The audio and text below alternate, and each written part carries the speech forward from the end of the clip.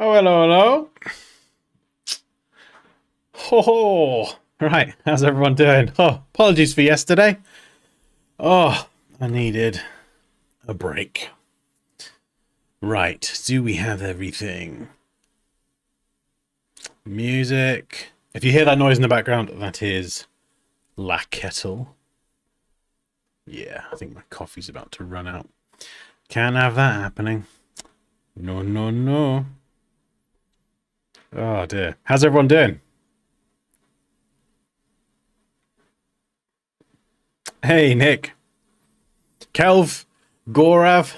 Big up Lord Dansky. Lord Dansky, bruv. Hey, Paul. Andrea, thank you. You're a legend. RZ Shanto. How to find a high ticket client for logo branding and t-shirt design. That's a very good question. I've never really done much t-shirt design. And in fact, when it comes to logos, to be honest, I wasn't ever really known for logo design. Like I did do logos for clients, quite a few, but it just wasn't my main bread and butter. Much more kind of when I was freelancing, it was graphic design a lot, but then a lot of UI stuff.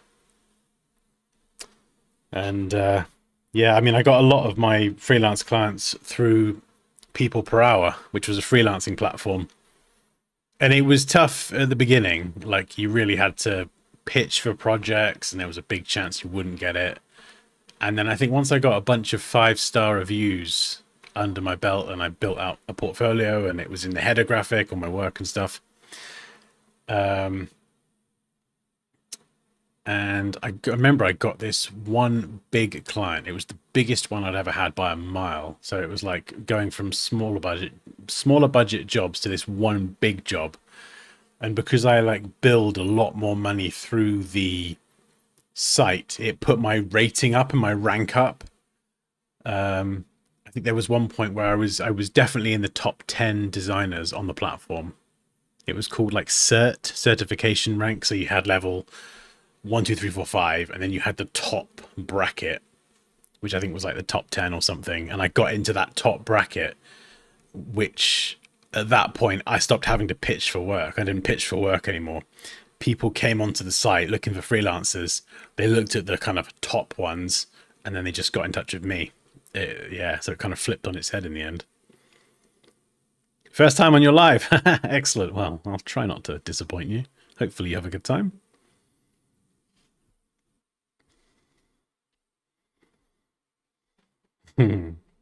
Hey, Stephen. Reese! He's alive! He lives! How you doing, man? How's the sprog?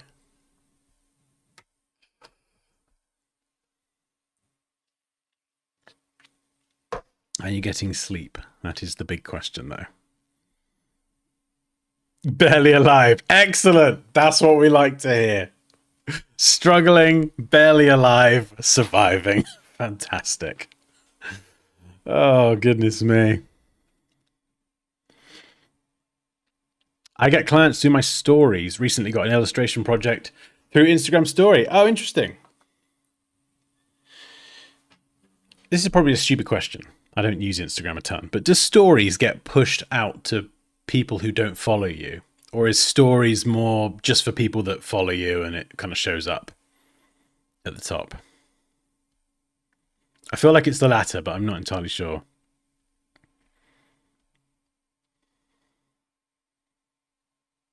Oh, wow. They've been winning all the playoffs and now the national champions too. Oh, what? So do you have to like turn around graphics and things to reflect what's happening and their performance and their wins and all that kind of stuff? Oh, it does go to a wider audience. Right. Okay. That's interesting. Yeah. I'd be curious to know if the person who commissioned you for the illustration project knew who you were before and followed you, or if they were like a random who saw your story and then were like, oh, that's cool. I'll get in touch with them. Interesting. Right. Before we start, I gotta cover this new feature because I said to Kerry I would. All the merchandise. Haha. I think that's the feeling all around lately. I'm all right, but super tired this week. Oh, yeah. You and me both, Nick. Oh, I think it's like it's. I don't even know if it's physical. I think a lot of it's mental as well. Mental exhaustion. Like I don't sleep a lot, and not very well at all. I haven't done for like forever. But just mental exhaustion. It's just like so much stuff sometimes coming. Do you get this? Sometimes so much stuff coming through your brain, and your brain can only handle so much traffic through it. And then after a while, it's just like, I need to go and have a lie down and a cup of tea, or sit outside, or do something. Ah, it's like just like, oh dear, just yeah, it's like a highway that gets blocked up. Right, what was I going to say? I swear I was going to say something then. I wish I can get clients like you guys here in Nigeria. It's though tough. Yeah, I mean, I don't know what it's like to work as a designer in Nigeria at all. I've only really got working in the UK as my sort of benchmark. But I have worked with clients in other countries and different people around the world. So I think the fact that you're able to connect with potential clients in other countries and be with us here today is amazing. So I think that in itself does present an opportunity to get your work beyond the bounds of Nigeria.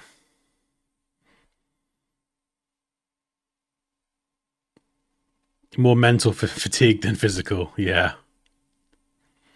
Yeah, I there's a lot of people I know. This seems to be like a common thread. So I'm glad it's not just me, but it's there's other people I know who say the same sort of thing. There's just a lot of stuff going on, particularly in the UK now, and I'm sure if you're in a different part of the world, there's crazy stuff going on, and that plus life plus everything else is just sometimes it's just a bit bloody much. Oh, I just want to go back to Spain and jump in a pool. Oh God, I miss that. I used to have the worst client in Spain when we lived there like 10 years ago. Like the worst, literally the worst. And it was always balanced out by I could get to the middle of the day, I could walk outside and go for a swim in the flipping sun. So there was like a balance. Oh dear. We ain't got no pool here. We ain't got no sun. Not anymore. It's buggered off now. I was outside for 15 minutes today. Oh, well done. Vitamin D. Check.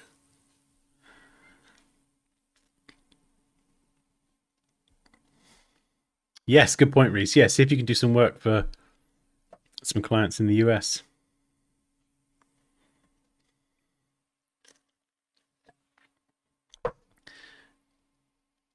No, Kerry, I was on time today. I think. I'm pretty sure I was on time.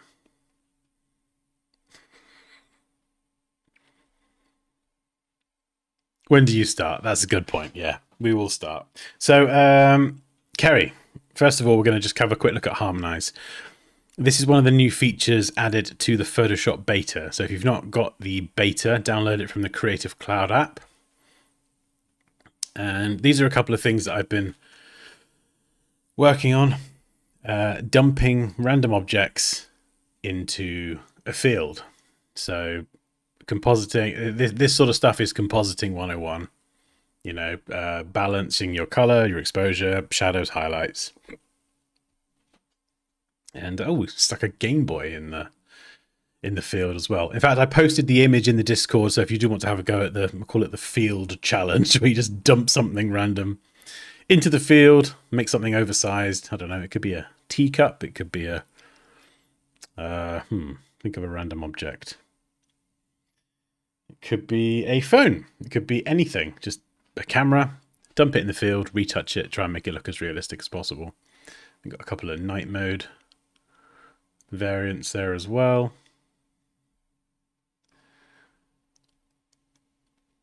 Oh yeah, these were fun actually. These were fun. This was the one I probably spent the most time on.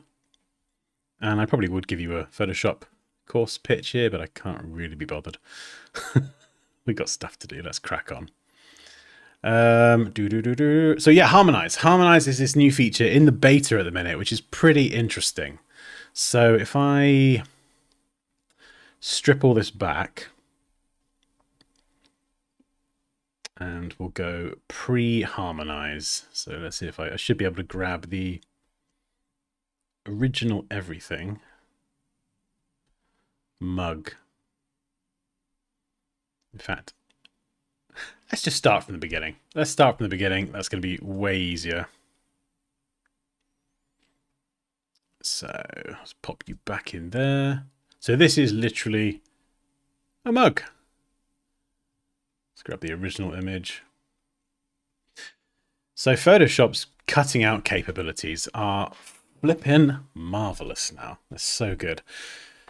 And this harmonize feature, what it is basically it attempts to do a one-click blend between different objects or different images. So that in this case, I'm going to cut the mug out, one click, blend it into the environment around it in the field, which is insane, which is so insane.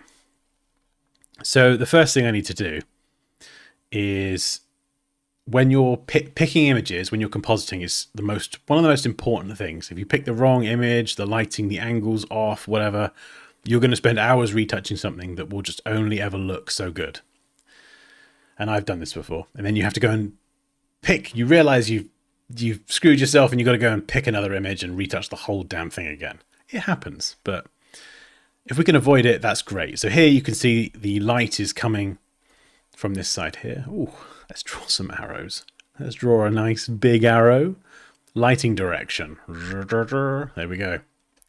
So the mug. At the moment, the light on the mug is coming from this direction.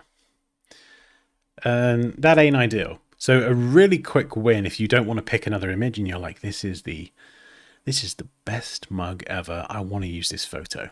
We can just flip it around. So now the light, you can see it's hitting the mug here. We've got that catch light there on the edge. So that's great.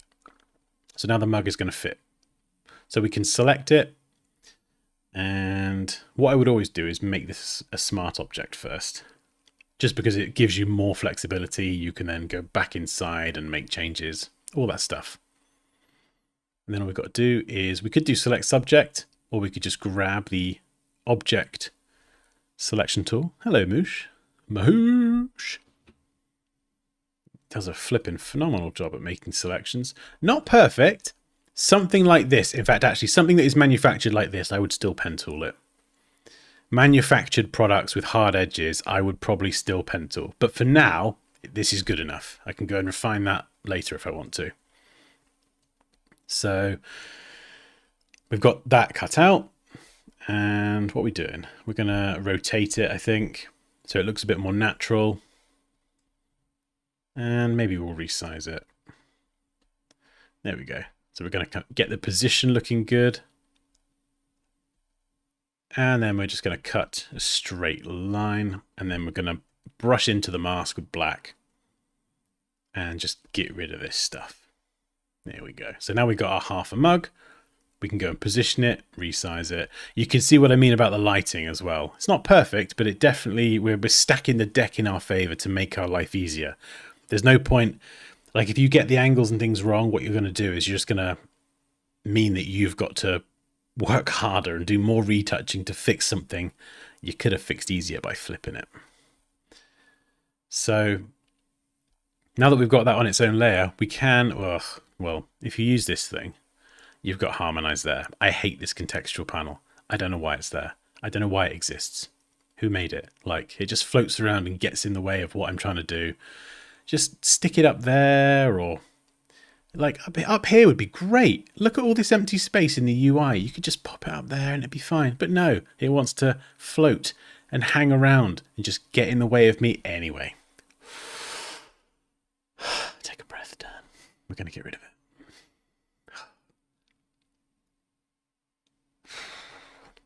So what we're going to do is go to layer, down to harmonize. We've got the option there. So I don't know.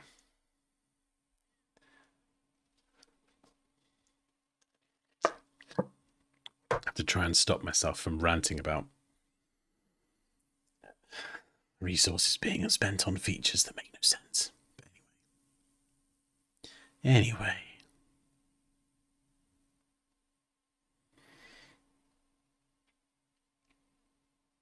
Yeah, literally, Reese. Like, just let me just drag it up there into that space, or just something that isn't directly on the canvas. I think the Illustrator one is worse because that, if I click on a shape, the toolbar's there right underneath the shape. And because it shows you contextual things, which tries to be helpful, but because every time you click a different thing, the context is going to change, you never really know what you're going to get. So I might click on a bit of text. You get text options. I'm going to click on a star. I get star specific options. Maybe I get square specific options. Now I can't remember all those different sets of options. So for someone who's just getting started, yeah, maybe it's great because it's like, oh, I can do one or two really great things for that object. But for someone who wants to use the software fast, you want to remember where the actual main features are. I don't want to be clicking on things and maybe harmonize appears, and maybe it doesn't this time because I selected something slightly different. But I know that harmonize is always going to be there dependably in that menu. So yeah, it's instead of trying to just show maybe one, two, maybe three things that I can do, how about I just open this panel and I see all 6 things that I can do? Or maybe I just go to the right place and then I've got all the options there. I learn where it is. That is the exact location I go to for that feature. I don't know. I feel like some features can be like the adjustment brush. Where is it? Is it still there? I swear it was under there.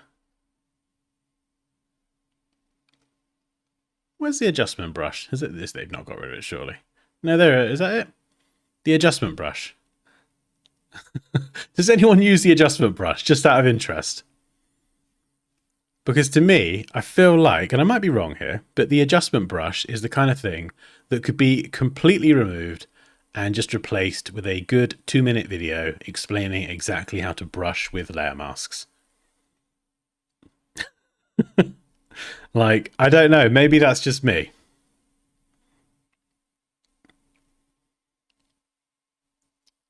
It's the beta, sorry, it's the beta of Photoshop. So if you go into Creative Cloud, you can filter under the beta menu and you'll see it there.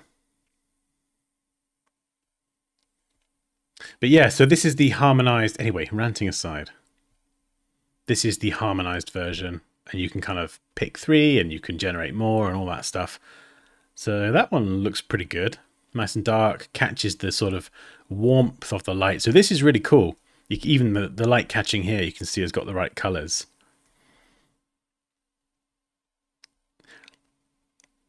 And this is really cool. But as you can see, the lighting here, it is quite flat as well. It doesn't have enough contrast. You know, if I were to, yeah, take the color out of the image, you can see the exposure's not balanced. There's a whole bunch of things that are wrong. So it's like a really good start, and it gives you an idea of like, oh yeah, okay, so this would be darker, the light would catch there. Like, it does do a good job in helping, especially if you're a beginner, just kind of give you an idea of how things could potentially look, and then you can build on top of it. One thing it does though, to be aware of, is if I make a selection of this, I'll zoom in here, you see it's generated a little bit extra just outside the selection. So if I get rid of the background, you can see there's the mug original, and it's generated a bit of extra background around the outside. Now that is going to be a problem. It's also generated this shadow, but these can be easily recreated much more naturally. So what I would do is, instead of using this mask here, I would select your mask for the original. So in this case, the mug. You get a perfect selection around the edge. Delete this layer mask and then re-add your own. So now you've got a completely clean mask. You do lose the shadow here, but that's just super easy to add back in. You know, you literally just go exposure or curves if you prefer. Invert, choose the right brush. There are various ways to do this, but just to show you, and then you just brush in with some degree of finesse. There you go, shadows. Make them darker, build them up, all that sort of stuff we've covered before. And if you like this, I do cover this in a lot more detail in my Photoshop courses, both of them. The masterclass goes a lot deeper into this sort of stuff. And then so harmonize is really, really cool. And then you sort of want to build on it. So you might go and add your curves, clip that. And then we're just going to kind of brush in a bit more, introduce a bit more lighting.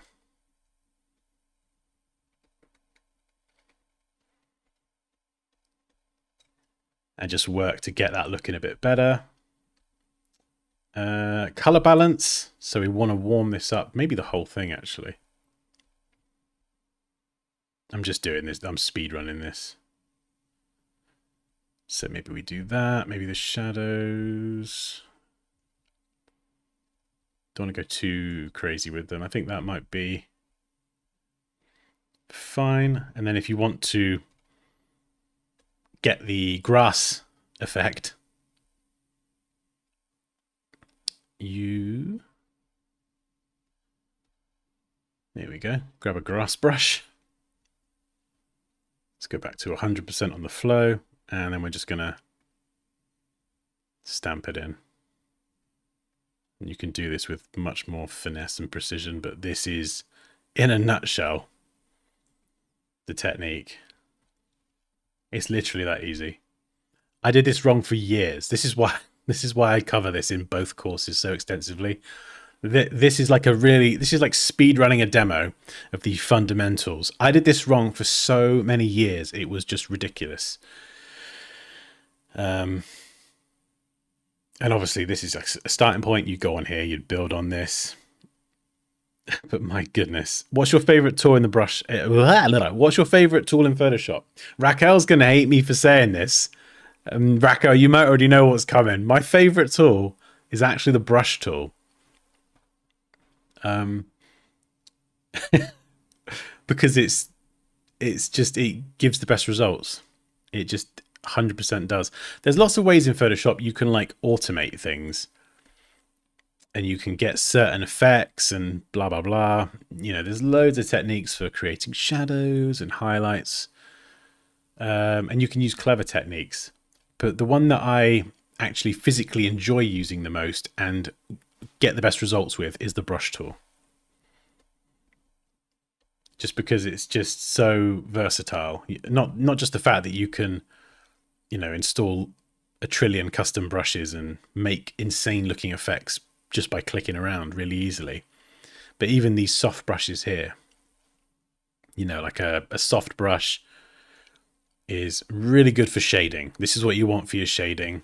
So you drop the flow down, you just build it up. It feels a little bit more kind of like working like more like an artist than designing things, which is nice. It's nice. And then if you want to add in, if you want to cut things out, you want to crank it up to about 90%. And then you can go around, you can cut things out. You don't want to go to 100% because it'll be too perfectly sharp. You want to leave a little bit for realism. Don't know what that was. And being able to drop the flow value as well. So if I go back here and I drop that to 2%, let's get rid of, I don't know what this was. We go to the background. Let's just say I want to add some mist. I want to build up a bit of atmosphere. Just grab that nice soft brush, flow of 2%. I'm just going to brush in that atmosphere. This. And then we're just going to go to the top. I want to add a bit of atmosphere in front as well, just to kind of sandwich everything together. Maybe even more, make that fog thicker. You can obviously go too much with this. And then we just dial them both back a little bit, and we've just added some like full-on atmosphere to everything. And there's so much you can do with the brush tool. That's why I love it. to answer your question. But yeah, like I say, the Harmonize was a really solid starting point. You still got to go and retouch it and do all sorts of other stuff on top to get like results like these, adding textures and lighting and highlights and that sort of stuff.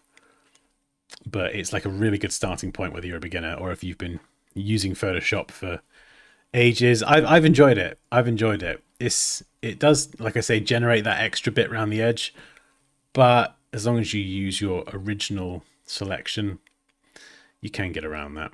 So it's not too bad. You can't go back in and edit the smart object or whatever, so you kind of lose a little bit, but it's pretty useful. Right, anyway, that was the speed running demo. Now let's actually get on with some logo stuff.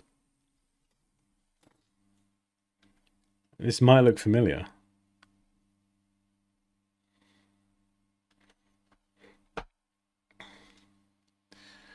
So, this was a logo for a fictional lightsaber company. That's the brief, if you do want to have a read. The lasso tool, really? What is it about the lasso tool then that you like so much? That's interesting. I've found that I use more like object selection and quick selection would be my go-to for selections. So that's interesting that you would go for the lasso tool. It's the brush tool. She's coming around. No, don't ever use the eraser tool. Never use the eraser tool, Gorav. There's no need. When you start using layer masks, the eraser tool becomes irrelevant. If you're doing something quick and rough and just, you know, oh yeah, quickly get rid of that, or you're feeling supremely confident that you're not going to need to bring something back, yeah, just erase it. But once you do that, it's gone. Masks, you get the same brush properties of the eraser tool, but you can always undo it. So there's no real reason to the Alt key. There's no real reason to use the eraser tool. The shape tool, yep, that is very useful. That's can't deny that.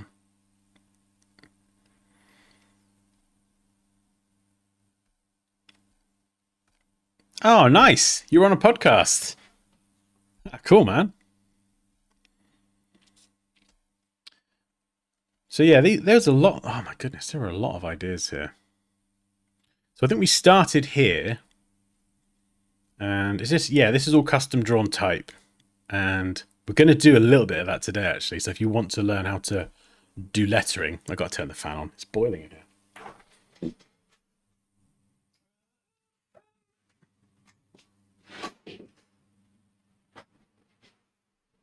Hopefully that's not too loud. If it does get annoying, let me know and I'll throw it out the window. Right, let's put some music on. Oh my goodness. Right, has anyone seen this thing? K-pop Demon Hunter or whatever it is. Poppy's, some of the songs are so irritatingly catchy and she's got me properly hooked on it. It's so annoying.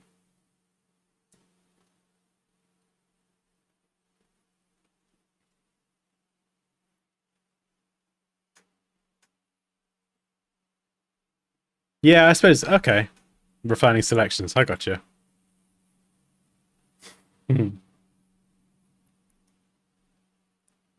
Exactly, Nick. Yeah. Oh, yeah. You don't need the beta at all.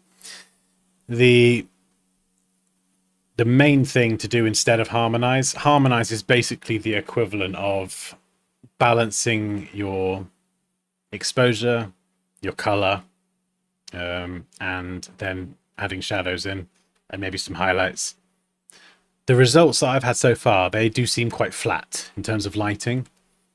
So everything I've harmonized, if you like, I've gone in and gone, ah, yeah, that needs more shadows, more contrast, stronger, more pronounced highlights.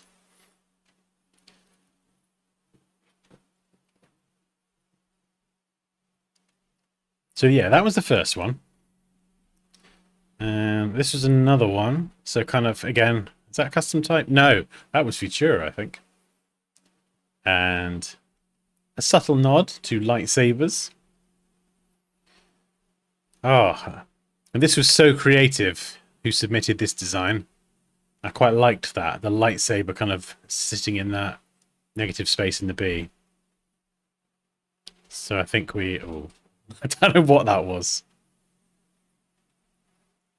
Got that stupid K-pop song on.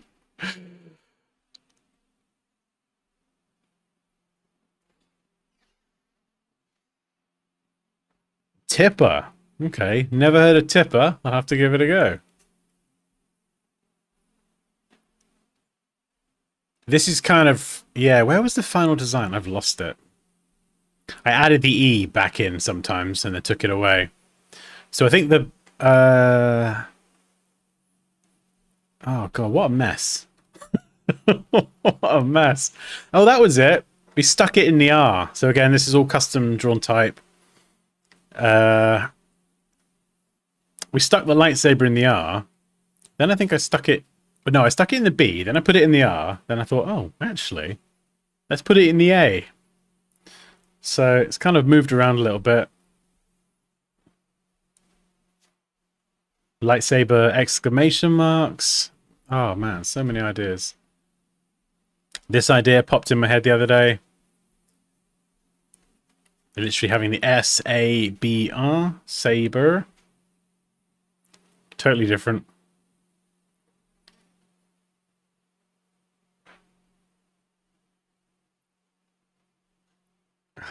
C'est la vie. Go on then, alright. You've piqued my curiosity.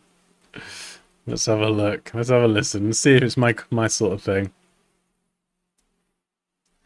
C'est la vie.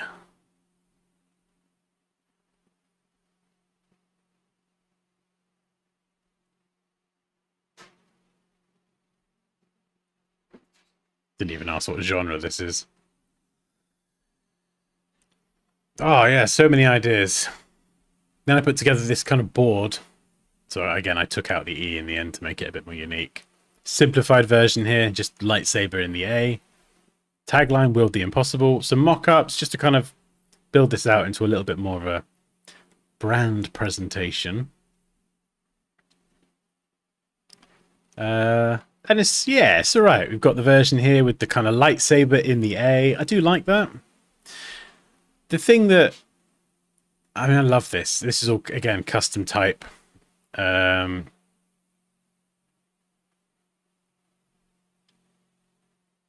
can we share what we're hearing?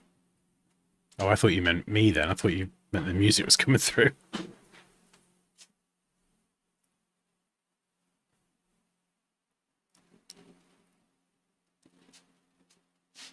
Tipper. Oh, that's interesting.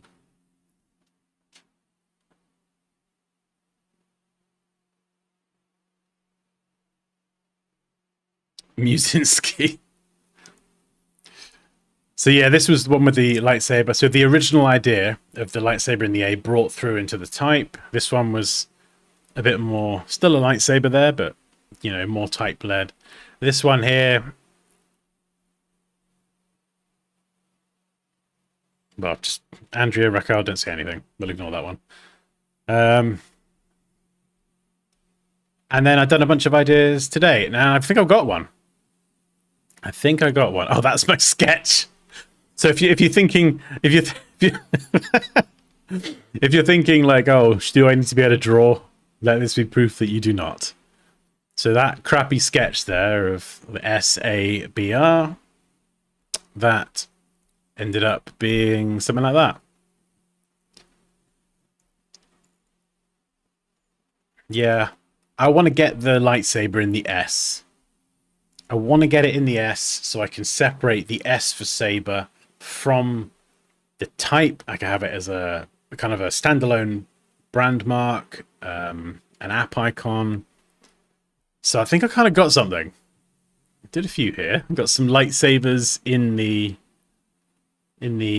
S shape, but then I think this one might be the one. And this will fit with the type that I've already created as well. So you kind of got the... It's intended to be like the slash through the middle, with the lightsaber slicing the letter in half.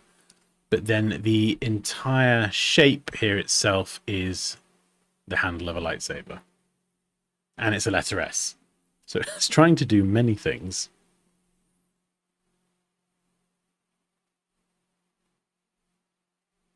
Oh yeah, I can't draw. I mean, no. I think if you sat me down and said, "Oi, Ginger, draw," or "It's curtains for ye," I don't know why that was a bit piratish.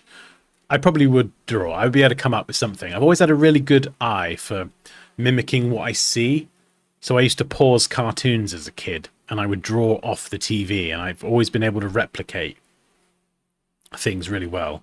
Like I did a picture of Johnny Depp ages ago. I draw it on the computer, and it was pirate ski, and it was good. It was really good. I mean, at least the people I showed it to, they were like, "Oh, that's Johnny Depp." It's like, ah, that's a win. You know, it would have been different if I'd shown the picture and they gone, "Oh, that's Celine Dion." No, not quite. That's John. Anyway. But it's just a skill I don't really use because I just don't really enjoy drawing. I just much prefer, well, I guess design. So anyway, that is what I'm going to try and recreate now. And we're going to go through that process of how to do that. So first of all, let's grab this with a clipping mask. Oh, by the way, there's a link pinned at the top of the chat. I probably should mention that at the minute there is a sale on my bundles. So if you want to learn Photoshop or Illustrator, it's 50% off the entire bundle. So there's 2 courses: first class, beginner to intermediate; masterclass, that is intermediate to as advanced as I can teach. And you get both together and save 50% off the total price of what it would otherwise be. And that is until 31st of August. Right. So we're going to grab this. Yeah, I feel like this is going to fit really nicely. So that's kind of where I left it yesterday. This is the new S that I'm proposing. I feel like this is going to work. I hope it does. So I kind of laid the groundwork somewhat. Let's get rid of the colour for now. I don't want that clouding the judgment, as it were.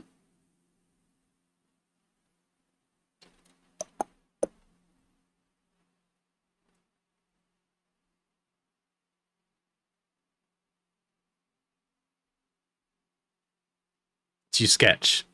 Huh. If you call it that, yeah. Just a little bit on the iPad. Or I'll sketch here on the pen display. Not really, though. Sketches, to me, they just need to demonstrate to me that an idea is worth pursuing.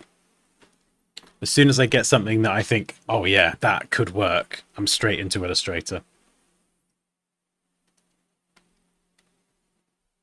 Right, so let's copy this S out here. We've got this piece. So we've already got some angles in the design. So do we keep those same angles? Maybe. And I'm going to delete this part.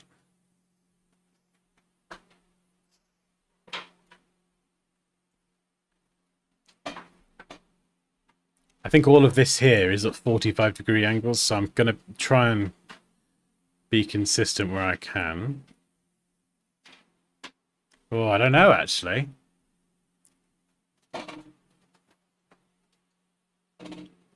That is quite steep. I don't know if I'm going to get away with that.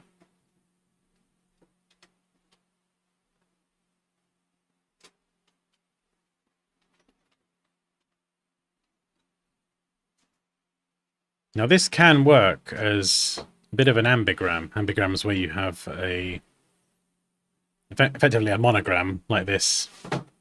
Actually, no, this is more of a letter mark because it's just one letter. Monogram's multiple, where you could kind of flip it and it will still look the same when flipped. That is an ambigram.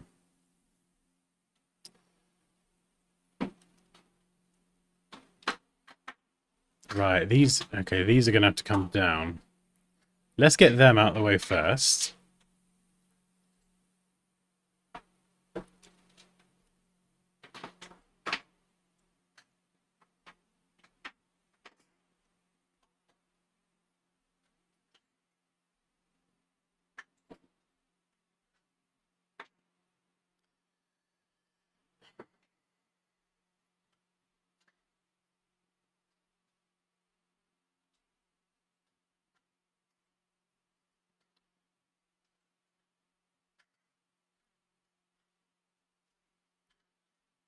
Let's bring you up.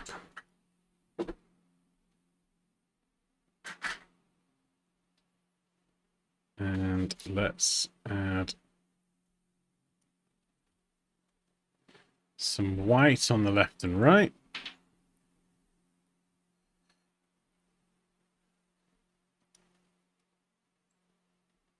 Okay, what are we doing for spacing, Dan? What are we doing? We're going to bring them closer so we get more of an S. Bring you down.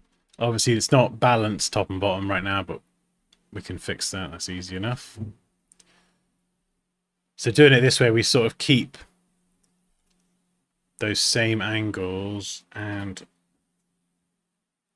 we've got the little cuts down here. So what we're going to do is 45 degrees. Bring that in.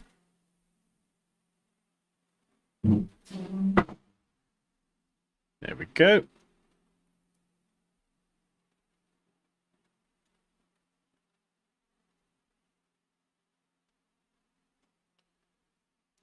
Yeah, see, I don't... yeah, I think it's too...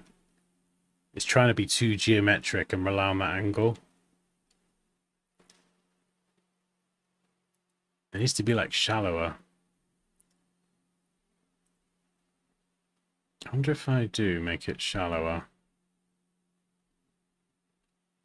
Like that.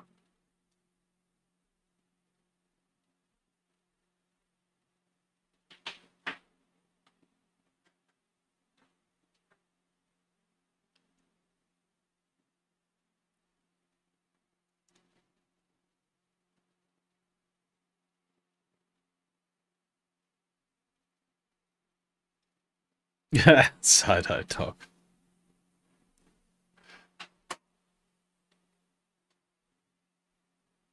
Oh, we can definitely do that. Hey, Kyle, you alright?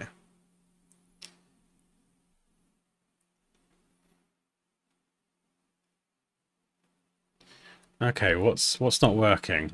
Too tall? Because we can make all these letters shorter to accommodate the S.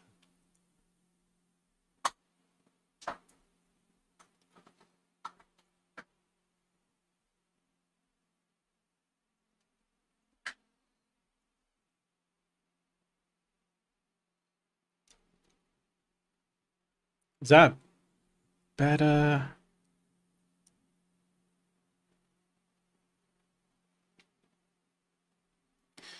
Yeah, I don't know if I'm trying to be too geometrically perfect. Maybe this one needs something like that.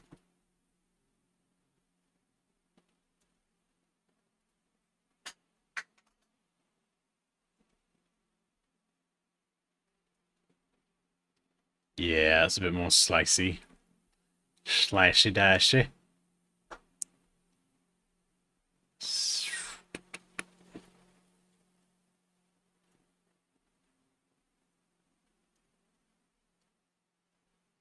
Yeah, you see the difference there?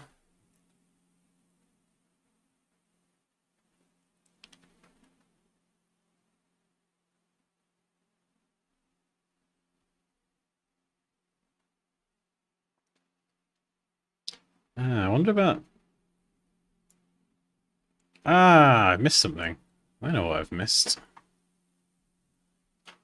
You and you. There we go. Bit better.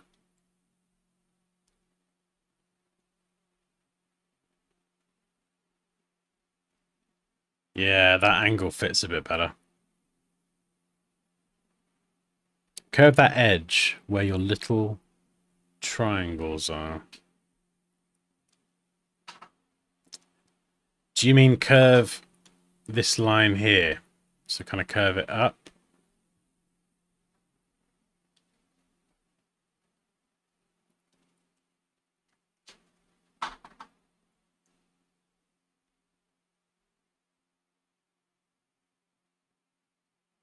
Yeah, the angles.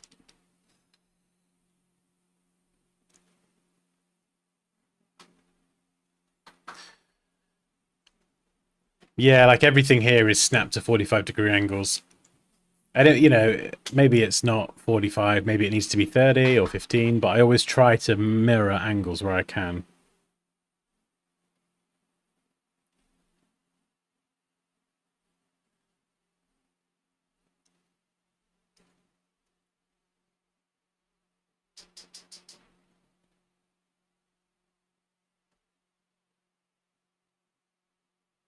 Try to make the two center black shapes the same width of the S, and then apply the cut. I see what you're saying.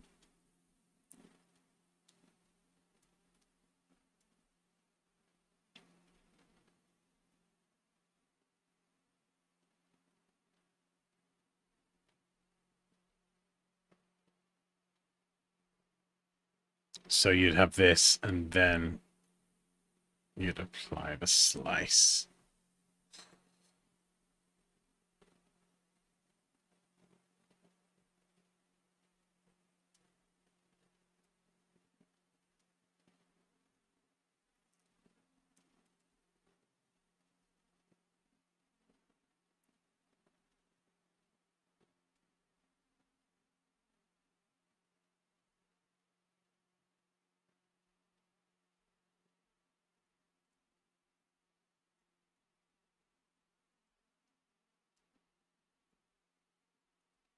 Yeah, I guess before it was kind of like the S had been sliced and separated, whereas this one's more... Oh, yeah. Okay.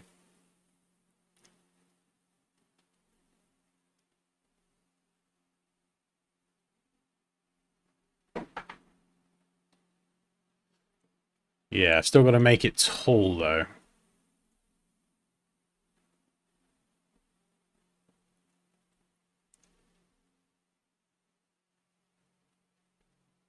So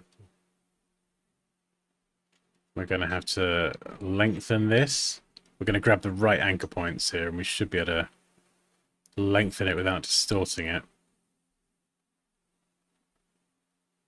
Ah.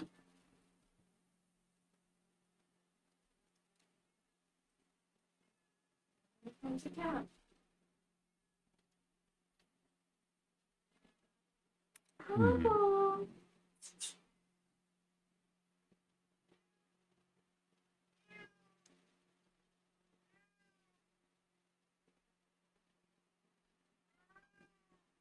Oh, hello.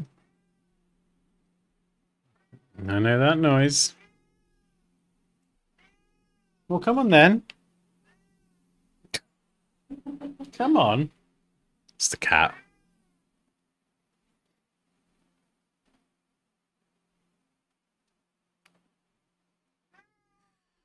Is it possible to take your course on an old version or of Illustrator and Photoshop? Which sort of version, Verla? If it's like... if you're on like 2024, 23, 22, 21, yeah, 90% of the course you'll be able to follow along with pretty much most of it. There's probably just a few specific features that you wouldn't have access to. But the thing is, if you're on an older version, let's say you're on Illustrator 2020. Oh, hey, Leonard J. It's been a while. And you're trying to do something and you're like, I don't have this feature. I'm on an older version. Just send me a message in the Discord or send me an email and I'll help you figure out a workaround. Because a lot of features that do get added to Illustrator, that a lot of them are pretty minor. And even some of the bigger ones like the mirror symmetry stuff, there's so many different ways to get around that and work and create with symmetry. I think having the new features just makes it a bit more convenient, but it doesn't make it impossible at all. Oh, before they went monthly. I oh, I don't know. I I wouldn't recommend it in all honesty.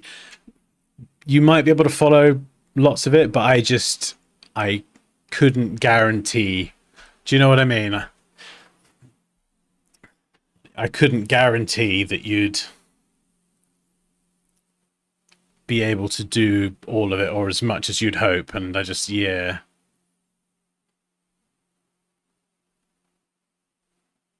I mean, what you could always do, to be honest, you get, if you're not happy or whatever, you get 30 days. So you could always enroll, try it out. If you can't use the features, just drop me an email and I'll refund your money. No hassle. So, yeah, if in doubt. Hey, no worries. No worries.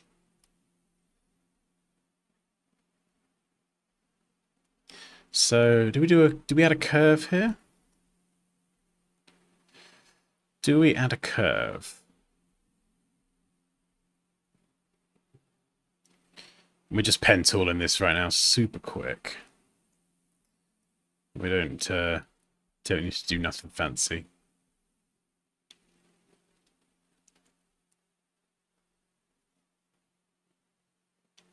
What about actually? It's tricky because creating this looking like that isn't too difficult. Trying to fit it in with existing letters and styles and things is trickier. All right, let's go. Let's get that centered.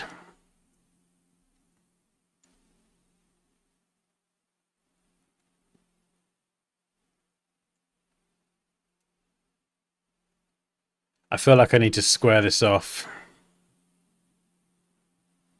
How am I going to do that? Move this up until it snaps. Nice.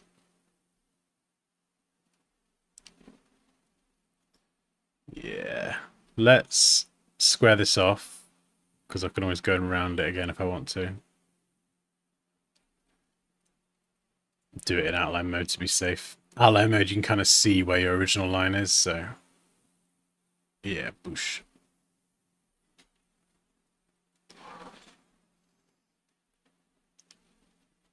You need to be squared as well. Just do that nice and quick. It's not going to snap, which is not ideal. Let's try this one first. No, that won't snap, will it? All right, let's just drag them over so they cross.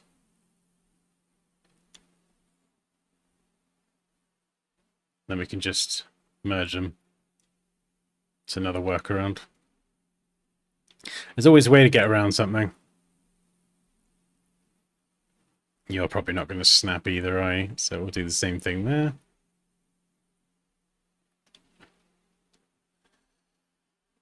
Make the slice a bit thinner. Oh, that's not actually 45 degrees, is it? Oh, sloppy, Dan.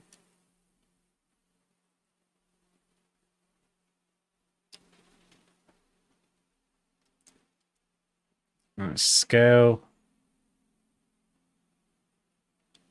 Nice.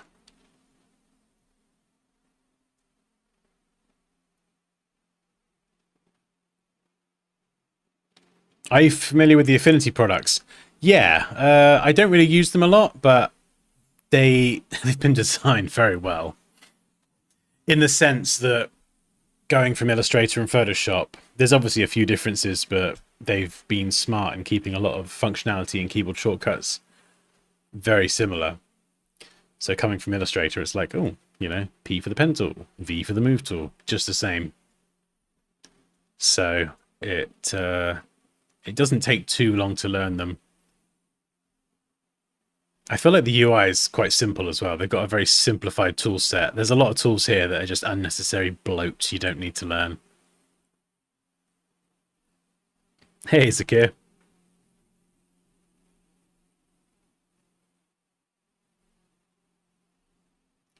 Maybe a different angle, yeah.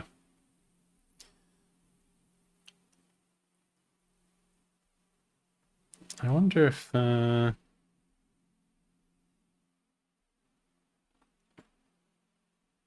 Hmm. One,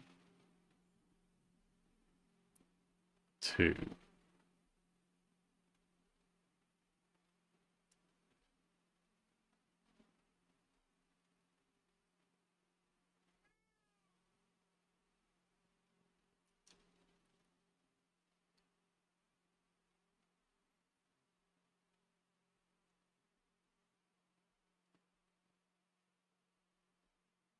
Ah, it's really hard. Maybe that would work.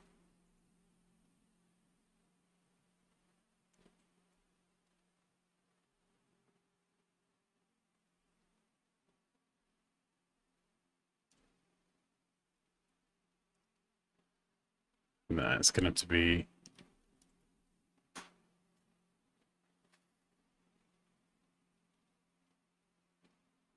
Ah, the angles feel a bit weird there. Let's take up a picture of a logo, and we'll go sliced logo.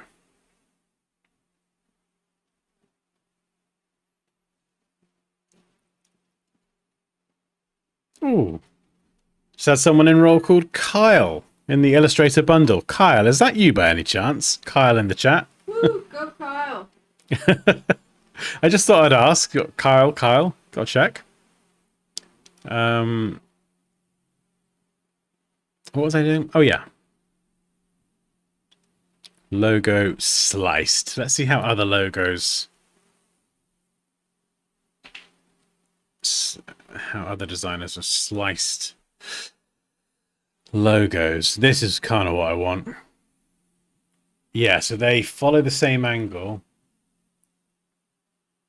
Oh, I see. Right, I think I gotcha. I don't know if you're still there, Joe, but I think I know what you mean. Yeah, we'll take that away. We will do a slice like this. So we'll kind of make it into like a point. And we will reflect, and connect. There we go. Rotate.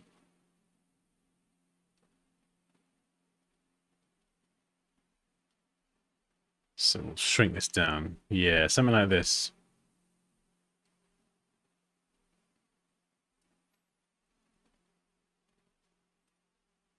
If we can get this part here in the right position.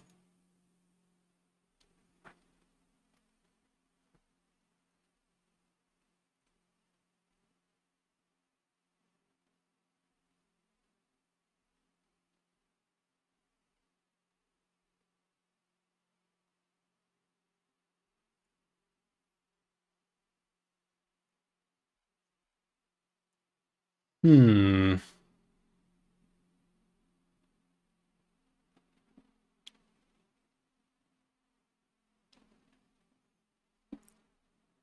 Oh no, I'd never used a knife tool. Knife tool's permanent and destructive. And it's freehand as well. If you want to freehand something, but you see it you can't predict how it's gonna behave, and then it's permanent. Instead, what I would do, use the pencil tool to make cuts. Yeah. Select the top shape, object, path, divide objects below, and it punches out that shape. Now, the reason that's more effective is because you can fine-tune exactly how you want that curve to look. With the knife tool, it's defining the curve and cutting at the same time. Slice tool, never use it. Slice tool's more for defining segments and slicing for exporting for web and stuff. Kind of outdated now, to be honest.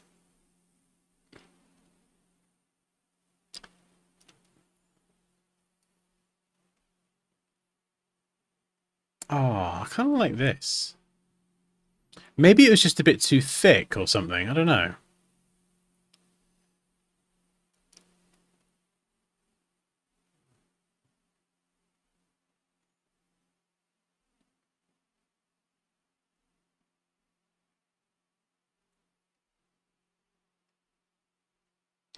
Let's move it down.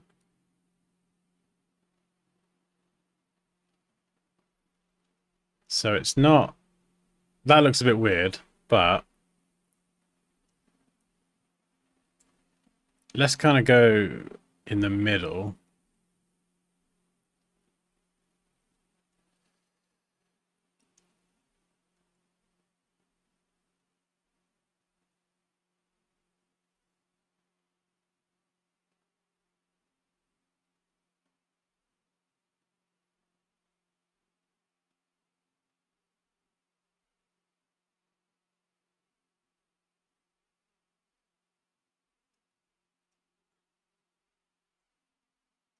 Do you see what I mean? Like the middle bit's just a little bit thicker and chunkier.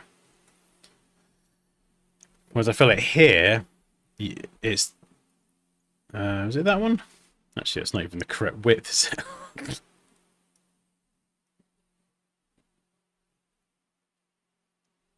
Yeah, I don't know. With the slice, it just feels too thin.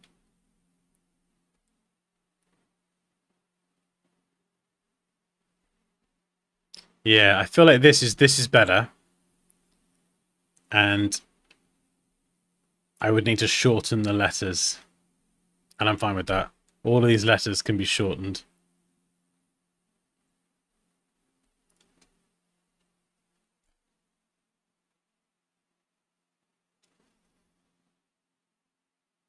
Yeah, I don't know. I'm not seeing it as middle heavy, but I'm just wondering if you can get away with it typographically. Yeah, usually the middle part of an S can be a little bit chunkier. I know I don't really have that anywhere else in the lettering, but this is kind of a unique letter, so I'm just wondering if I can get away with chunking it up ever so slightly. Because there's a great big slice going through it. Can I get away with just chunking it up a tiny bit more? Because it does have this unique element of being sliced in half. Let's just put those there for now.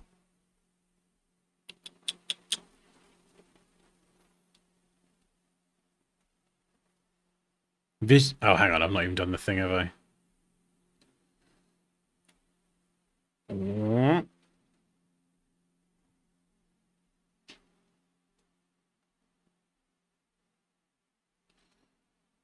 Yeah, so visually I like that a lot more, I think, than the other ones.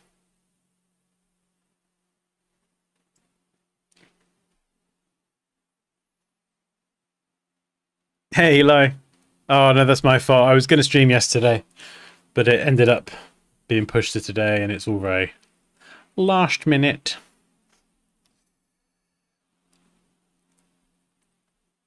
I feel like that looks good. Yeah. I could actually bring those up a bit higher. The goal with this design is kind of... You have the slice of the lightsaber through the middle, but you also have the shape of the whole thing is kind of almost like a bit of a lightsaber. You probably see it more there.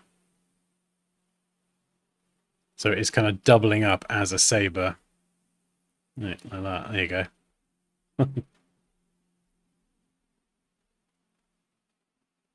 Something like that.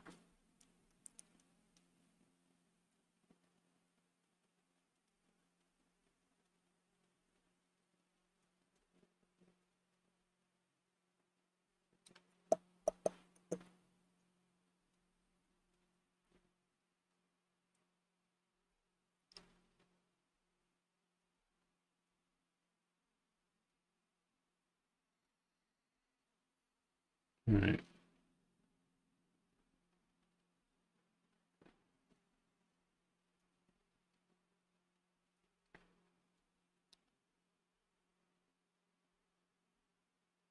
Let's go back to this version for a sec.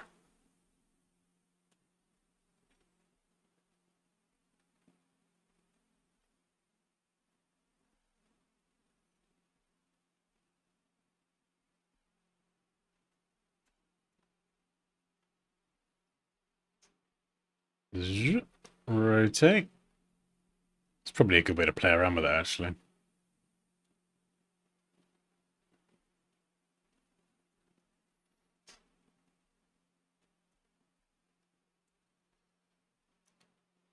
A bit more lightsabery there. Less of an S.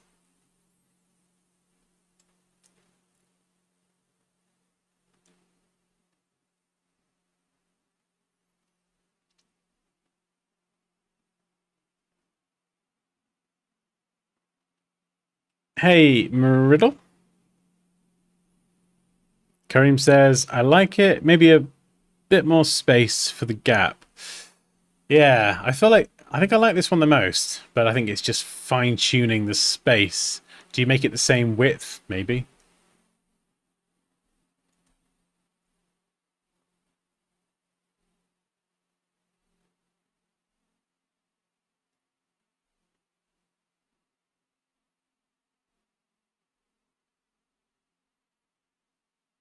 It's just annoying.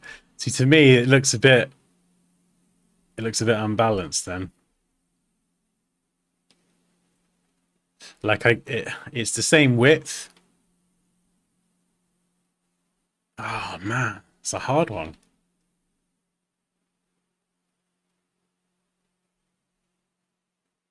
I feel like doing it with less geometric precision would make it a heck of a lot easier.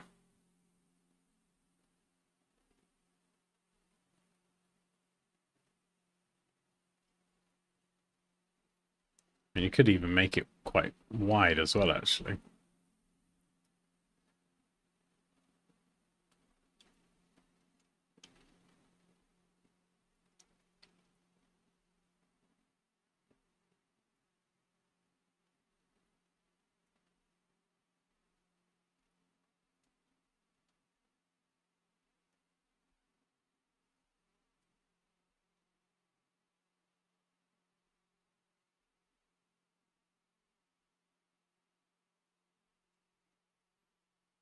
Slightly wider version.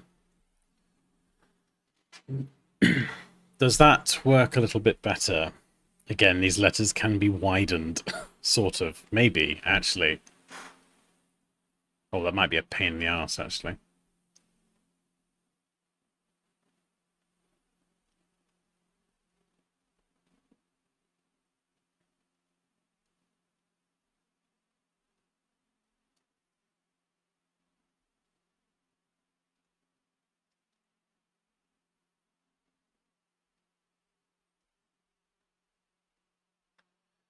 Yeah, these versions here with it really tall feel a bit odd. Let's run with this and just see how the other letters look. Otherwise, I'll be working on this for the rest of my life. Right, so let's get this lined up at least.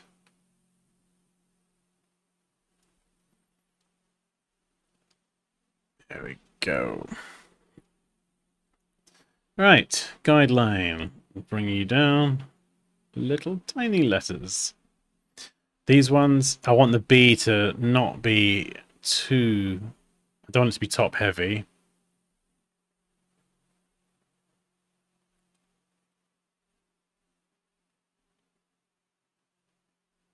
So let's see how we're doing there.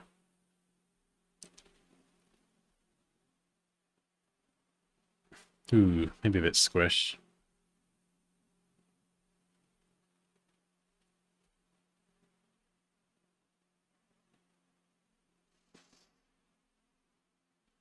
Yeah, let's just bring you back up a pinch. Nice, there we go.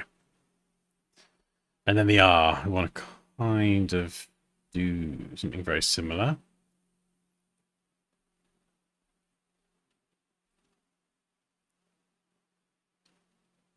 And then need to line these elements up as well. Oh, look at that! Ah! No way. That worked out pretty well. And then spacing. is currently wrong. Naughty Dan. Sloppy.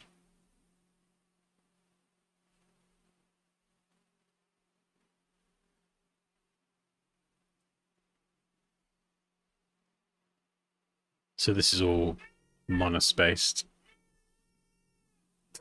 Come on then. That's meowing at me. He's demanding my attention. Right. Let's bring this closer using the super red square technique.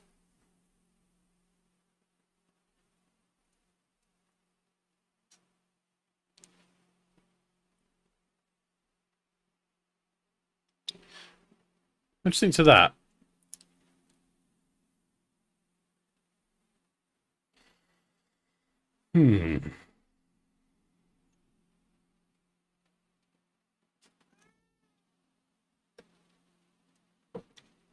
Is spacing something you want to do as you work? Kind of, yeah. I'm always mindful of spacing and proximity. So it might be the space between elements in terms of, is it enough space? Is it too little space? And it can sometimes feel a bit too tight.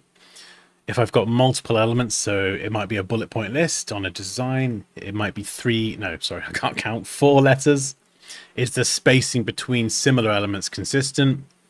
What is the proximity of other things? So if I have a tagline here, for example, is it too close? Is it too far? How do you determine the correct proximity between different elements? Do I line it left? Do I center align it? One tip for taglines, just while we're here, is to use the height of the tagline to determine some good spacing. But yeah, as you become becomes ingrained in you to look for spacing and alignment and those sorts of things, you can spot it kind of as you work. So just to give you an example, I might be like, oh, let's pick a normal font. I might go, this is an amazing title. And then I've got some paragraph text underneath. And they go together. Amazing.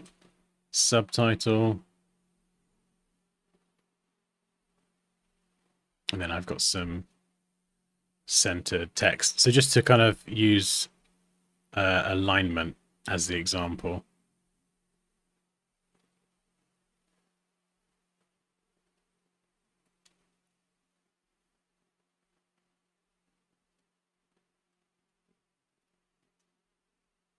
Sorry, I'm going on a tangent.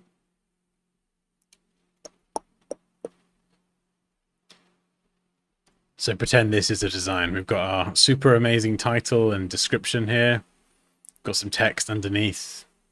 What you can kind of get sometimes is, when I talk about proximity, this is what I mean. These elements here are pretty close to each other. So automatically there is a relationship between those two elements. And it can cause a problem. So here you've got, some stuff that is center aligned. This is left aligned. So what you want to do is you want to introduce, and I don't know if this has got a name, a technical name, but you want to introduce something or someone else into the relationship. So I add a divider between these two elements, and now all of a sudden you can visually get away with it more. The relationship is now between this and this, and this and this, rather than each other, if that makes sense. So then when I'm looking at this bit of text, I'm looking at this divider, I'm like, oh, is this centered? It should be, but it isn't. But you can go, oh, okay, yep. This top bit looks fine. It's centered to that divider. It makes sense. It's methodical. And then you go, oh, what about this bit down here now? Is this aligned to the divider? Oh, well, it's left aligned. So it's, again, methodical. It makes sense. Spacing, top and bottom, is it the same? No? All right, let's move that divider just so it's balanced. Or it could be a container. It doesn't have to be a line. It can be a containing device. So effectively like another shape. So there we go. Got our super amazing title. Again, we're not looking at these two text elements and going, ah, there's something center left align weird going on. We're looking at it and going, oh, this text is centered and balanced in the box. That's cool. Oh, this text is left aligned to the box. That's cool. So that's what I'm looking at when I talk about proximity. I see it quite a lot in designs. You'll have some of the title center and a bunch of stuff below, and using containers or shapes or dividers, it takes the focus away from the relationship between those elements that use different alignments, and instead makes the relationship about the divider or the container. Hopefully that makes sense anyway.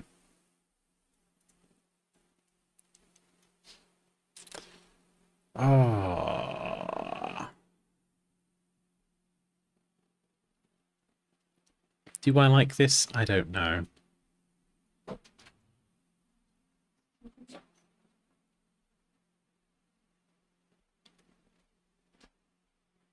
Also, fun fact, you can snap anchor points to anchor points in Illustrator. So you don't just have to align shapes, you can align anchor points as well.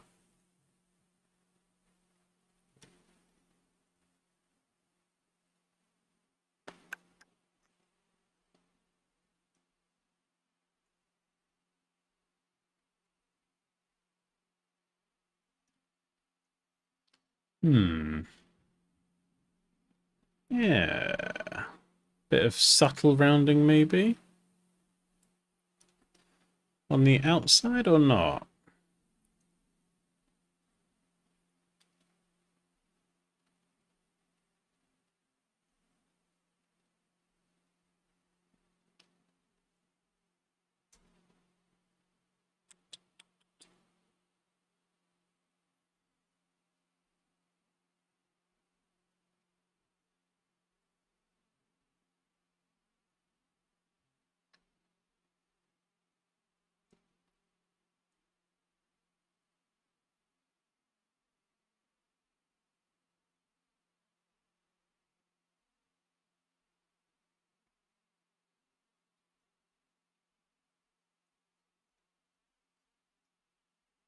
Right, let's try this. Lined up.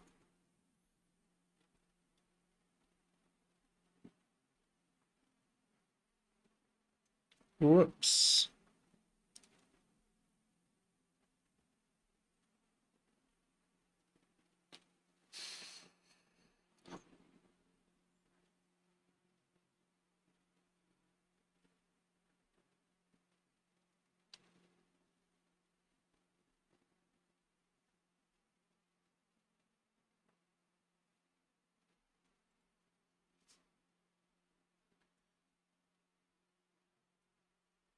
All right. And we can grab this same line here.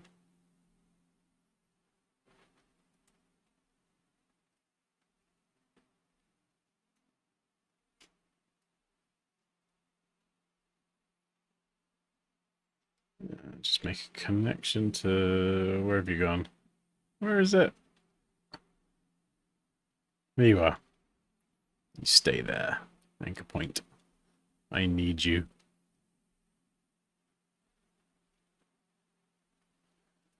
There we go. And we can bring that round and then snap it to exactly the right point.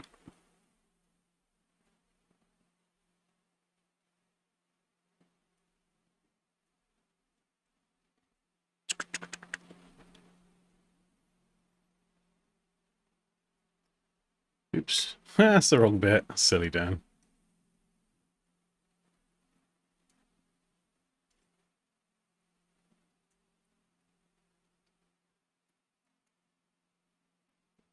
Hi Natsuki, how are you and what are you doing? Oh, we're doing a logo. We are doing a lightsaber logo.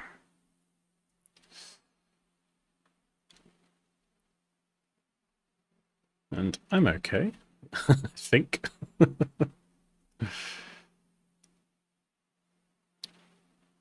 Ah, they look more slice-like like that. I wonder if I could do that. Does that look weird? Is that me trying to make connections too much? Definitely looks more slicey.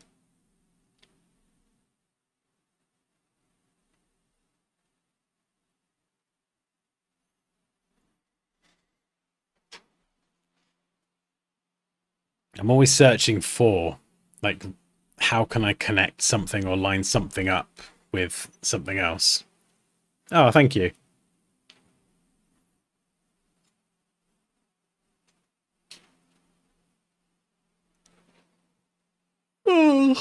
Oh, excuse me.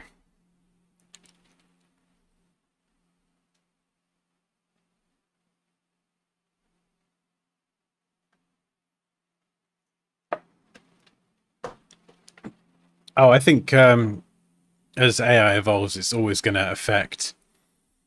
I mean, as technology evolves, you know, some jobs will be sunsetted and replaced, and other jobs will evolve, and other jobs will be created as a result. Uh, like for me personally, whatever happens with AI, like, I'll be ready to evolve and do what I got to do. You know, it's just as things change, there might become demand for more things, demand for less things. You know, I was watching someone. Oh, hello. Yeah, no. Boys. All right. Oh yeah, we're not going yet, are we? Cool. All right, see you in a bit. Yeah, like you're seeing, I think like Canva and lots of platforms like that that are just empowering people to have their own design work done, save the cost of a designer. Is it like the best design work in the world? No, probably not. Is it going to replace design work that is quick and cheap? And I mean, you could say not very good in terms of, you know, the quality, the overall quality of it. Is it going to replace that? Yeah, probably. Is it going to replace specialist stuff and the human element that goes into crafting a brand and the client interactions and all the other different multi-layered things that happen as part of that end-to-end process? Probably not. Will there be more of a demand for the human element when everyone is so sick and tired of everything being artificially generated and nothing's real anymore? Will there be this sudden kind of flip and people are like, actually, do you know what? I just want to work with a flipping person or a human being. Or will iRobot become reality and androids will take over and what is or isn't human will be impossible to distinguish? I've got no idea.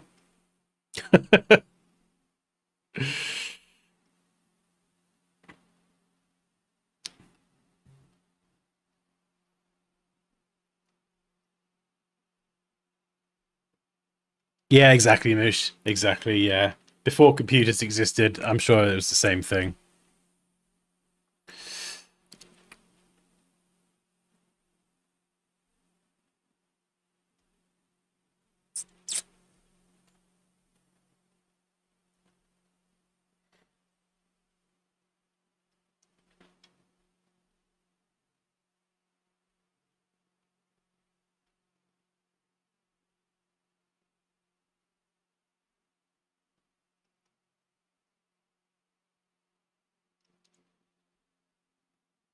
Let's experiment putting these in some different places.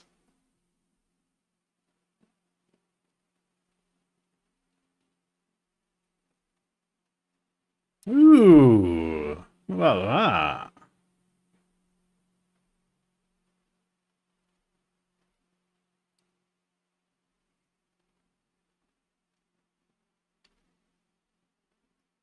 I think I like that more.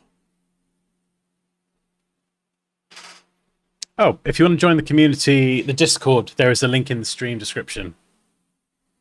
Yeah, there's a link to the stream description. There's a link to the stream description.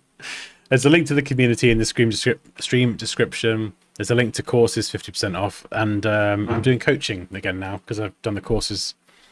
I've got more time, so I'm doing one-to-one coaching. So if you've got something that you want to, a skill you want to just master really quick, you can do one-to-one coaching, single sessions, or just book a block of 4, and will get you smashing out whatever it is you're trying to do in no time. Yeah, I like the coaching sessions. It's nice. Like it's nice to well interact with real human beings. Hello, human being. You can't find your glasses, real human being.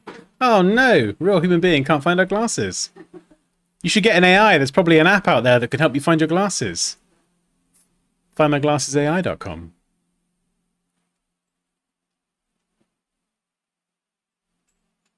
Cool. Real human. Wow. Oh, rare sighting. Legendary. I think I like this. It's subtle as well.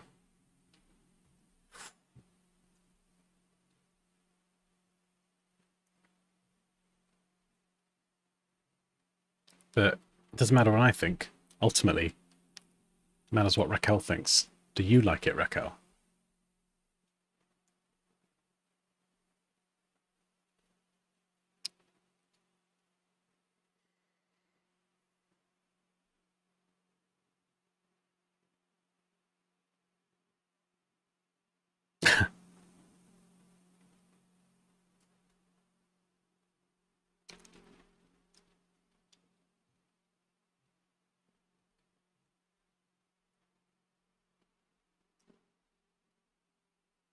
Yeah, I do want to do something with the S.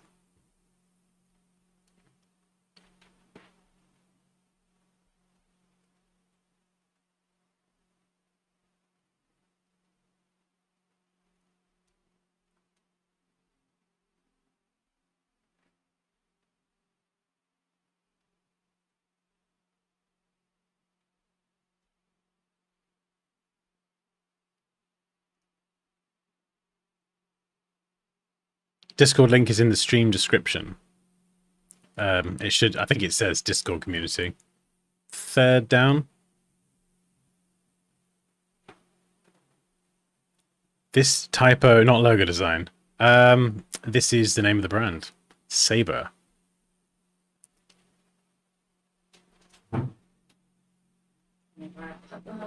Hmm?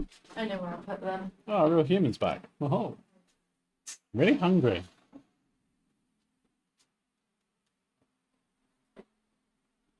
She just ignored me. I was hoping food was just gonna materialize, but no. Red and blue saber glow.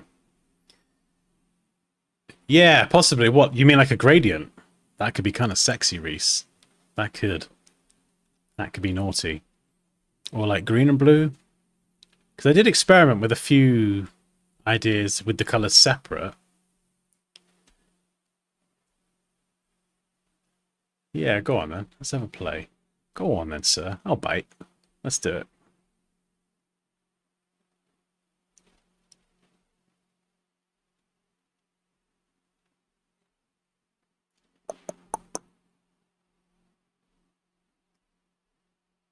Right.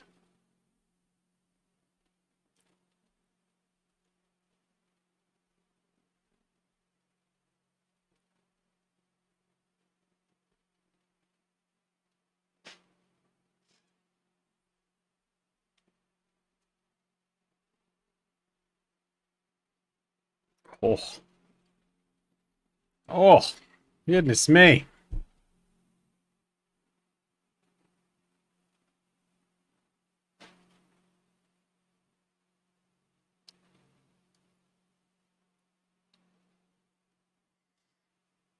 AI is not... I saw you said read it twice, so I'm going to read it slowly, because I'm a bit slow sometimes. It's not going to ruin the graphic design by replacing their jobs, but by making a lot of non-designers and designers. Designers? Designers, designers. No, I'm sorry, I still didn't get it. Yeah, I think what you're saying is it's going to make a lot of non-designers able to design stuff.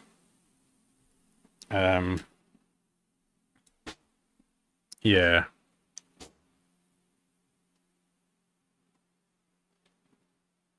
Oh, 100%, yeah. But the thing is as well, like Canva is useful. Like You can attest to this, can't you? Canva's useful, isn't it? Canva. Yeah, Poppy uses Canva to create graphics and everything for her business. Da, da, da, da, da. And it works. Now, got to be careful what I say here. They are great. They're okay. Makes a lot of issues.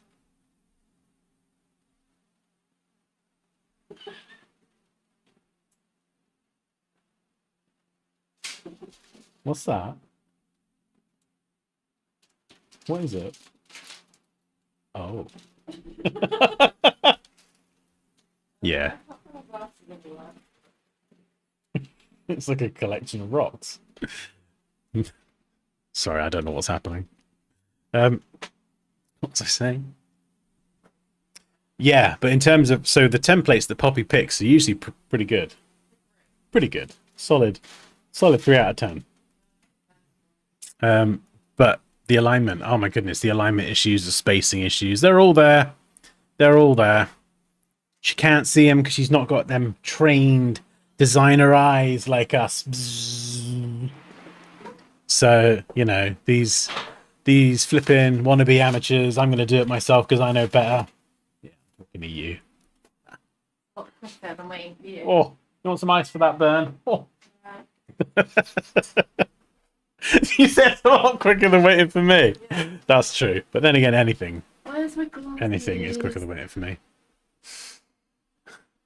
That looks like the S Club logo. Just get out. Just get out. Just because you wish you had these skills. It's kicking off now. I can't go anywhere without my glasses. Use mine. I know, you don't have that bad eyesight. Oh, thanks. I'll take that as a compliment. Probably run over someone's grandma if I don't wear them. Ooh, don't do that. You don't want to run over a grandma. That's not gonna end well. She's still there. Can't see. Saber.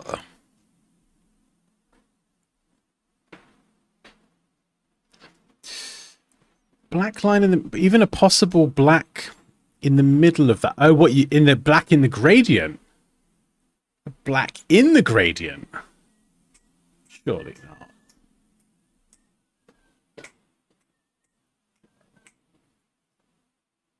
Cool. Grandma's getting killed. Oh no. Please be kind to grandmas. Oh, I don't know. I feel like on a background or something it would look good with like a bit more space for that band of color to be stretched out. Don't know. You like it? There is a lot of white negative space in the A. There is. It's kind of intended to represent the slicing of things with the lightsaber, but also I think this area in the middle, it kind of does look a little bit like some sort of saber. Maybe I'm reaching a bit, but could I get these cuts into the other letters, or is that just going to be silly? That might be too much. Yeah, like what I mean, if I just take that, sorry, if I extrapolate that gradient out over a larger area, let me just dump this on it and go, Aber. I feel like because that gradient's just got a bit more space to play. In fact, yeah, we'll push it. It's like a purpley colour. If we push it into the corners, I feel like that can look pretty sexy. I don't know if I can push it to the same extent as the logo. Oh, maybe. Oh, well done, well done. Good job, good job. Hello. Oh, goodness, I'm being invaded. Oh, child, please save me. Actually, no, I've got an idea. I might be talking rubbish, Reese. Ooh, I know, I got an idea. Let's... That does look nice. But let's follow the... I'll add the gradient at the ends, just at the tips on either side.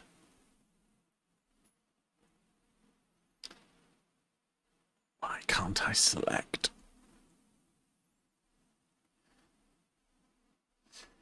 Doo-doo. There we go. Yeah, so like a purple. That really, really dark purpley color works well with the reddish pink and the blue, so that could be kind of cool. Metallic silver.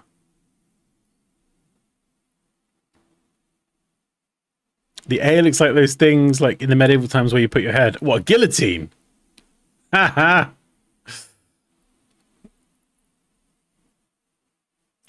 My first time ever watching this live. I love it. Hey, excellent. Ah, oh, welcome. Fellow first timer and any other first timers lurking. I know you're there lurking. We've got 104 concurrent viewers, and that definitely ain't 104 of you chatting, which leads me to believe that we have some lurkers. Did you use a font? No, this is all custom drawn lettering. This is all custom drawn. Doing this sort of stuff, the sans serif or the condensed whatever, it's pretty easy. In fact, we could probably do an entire stream on drawing custom letters if that's something everyone would like. Right, let's get these colors laid down. Yeah, when it comes to drawing custom letters, we cover it. It's in the masterclass. I'm going to sound like a promo now. The Illustrator masterclass has custom lettering. So how to do, if you like all this sort of stuff and crazy custom B's and R's and all that, we do some Gothic lettering for a Diablo 4 logo. And then there's another lesson that does custom logo types. So stuff that's a bit more kind of swirly and fanciful. But in the context of logo design. That's quite a nice palette, actually. What am I doing? My brain has switched off. Ah, yes. So we need to slice this up. Right, I need some different music on. There's only so much K-pop I can tolerate. Yeah, I think it's heavy metal time now. Oh. Also, damn. 110 concurrent viewers. That's insane. That is a lot higher than normal. I was lurking. I was lurking. First time from Pakistan. Oh, welcome.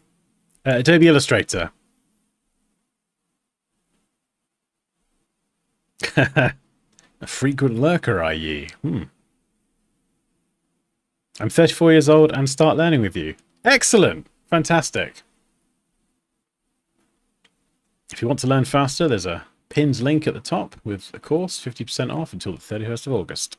On the bundles as well. So literally everything. Beginner to the most advanced stuff I can teach you. $149. Right, I keep distracting myself. What am I doing? Okay.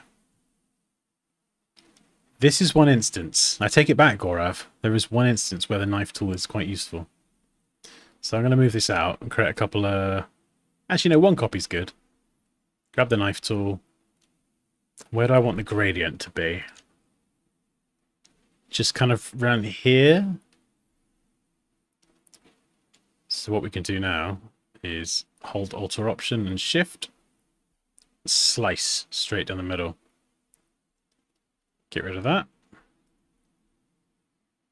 And actually, no, we'll keep that. We'll stitch these two bits together. So we've now got 3 pieces. And then I can apply the gradient to these shapes individually. So let's go and add this color. So we'll stick that on one end, and then we'll go blue.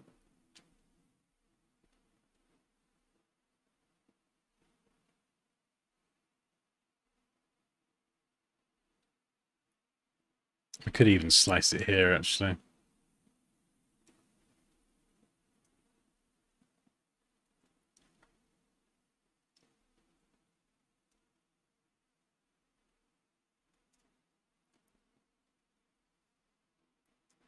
Yeah, like this.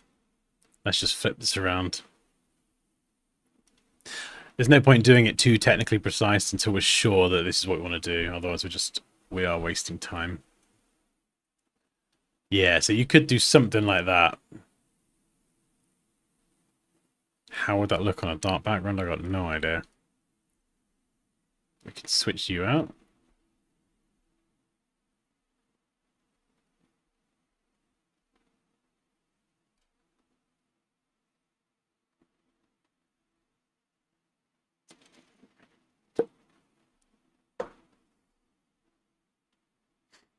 Trailer ski. Oh, thank you, Raquel. Got this ripping in the background at work. Oh, excellent. Don't be ashamed promoting your class. You do enough free stuff on YouTube. I still see a lot of value in paying for courses. I know. I'm not. I'm not a salesperson. I'm not. I'm a creative first and foremost. Some people will come on and just sell their stuff all day, and it's just it doesn't come naturally to me. So I just thank you for the encouragement. I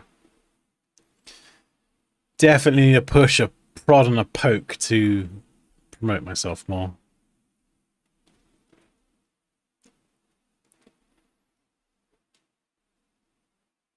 I need to get it in my head really that I feel like I need to tell myself I have an obligation to promote the courses because they are packed of the best stuff that I've learned in the last 20 years. So, they will without a doubt shortcut that learning process for someone who wants a career in design. So maybe I just need to shut up and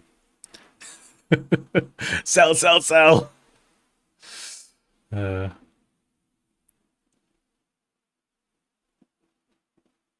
I do quite like this.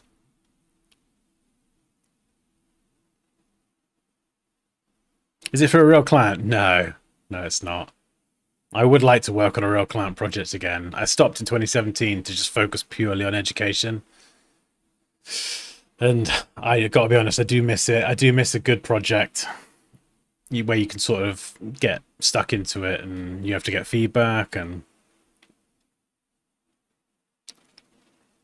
yeah, it's good fun working on my own projects. We have fun streaming and stuff, but it's just really nice when you've got someone else and a business or a brand at the other end of it, and it's like what you're doing is really going to make a difference to them, and then they get to show off their new visual identity or their new website or their designs or whatever, and it has a positive impact. There's something really like rewarding from that.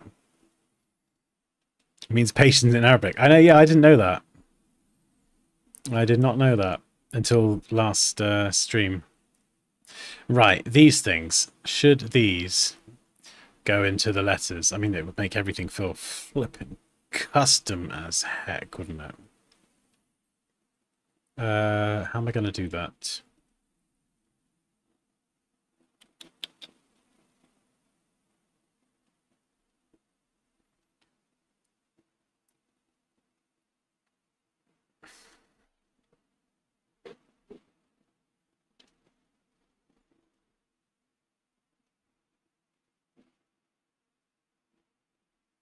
I think I need to click this, define it as its own shape, cut it, undo, and paste. There we go. I use a lot of keyboard shortcuts. I do explain all this in the courses, but sorry if I move quickly while I'm doing this here. It's just there's so much to do and not a lot of time to do it.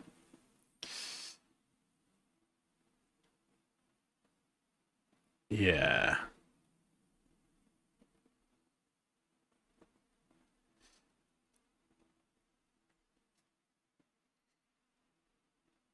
I mean, you really can just get these in everywhere, can't you?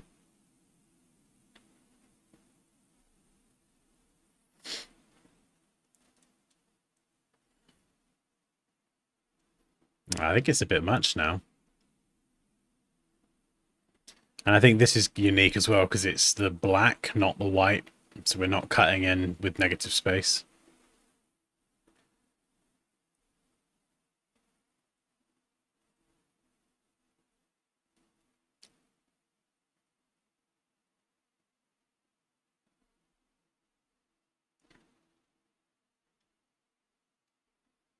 Let's combine them. Rounding off or not? No, I haven't. No, the ends should be sharp like everything else. So again, when it comes to type and this kind of stuff, you want to be consistent with how you treat things as well. So the corners here on a capital B, sharp, same as the R sharp. A's, you could do the A sharp, but you could also round it. So I would use existing fonts as a pretty good reference. So again, if I go back to Bebash, and you don't have to use just one font, you can use a bunch. But you can see here the B and the R. You don't want to go rounding this part of the B or this part of the R. If you do that, and you round off the B, you probably should round off the R because they embody very similar characteristics. And it's like here with this the leg on the R. I think it's called the leg. You know, you could do a straight one. You could do a slight curve followed by a straight line. You could do... Let me... You could do an arc as the leg. You could do like a really shallow one, or you could do a steep one.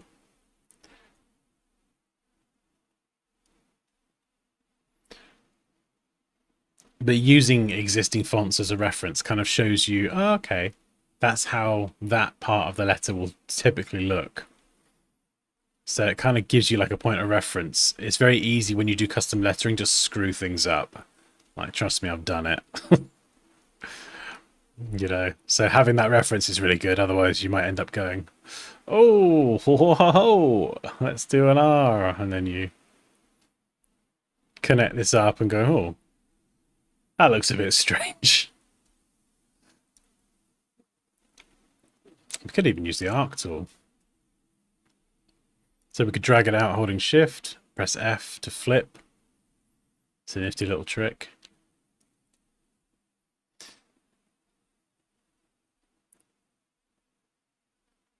Yeah, so there's, yeah, I mean, you could do all sorts. You could cut that short.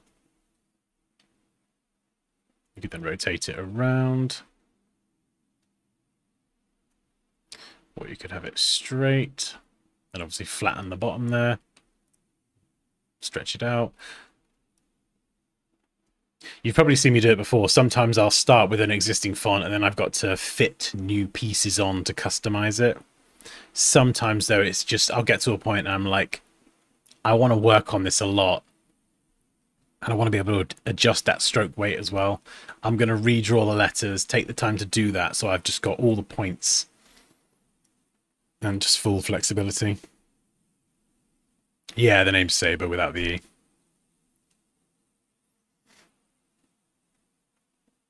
It's invigorating, especially when they're stoked on it. Yeah. Oh, I do miss that. I do.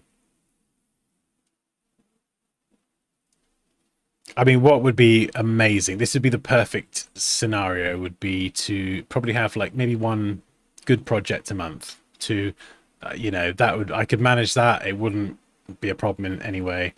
But to be able to live stream the process, you know, so the client could be involved in it, they could see it happening, whatever, in real time. And then all of you guys watching as well, you get to be involved in it. Not to mention it be incredibly helpful for me. I think another group of designers pitching in ideas. Can't forget that.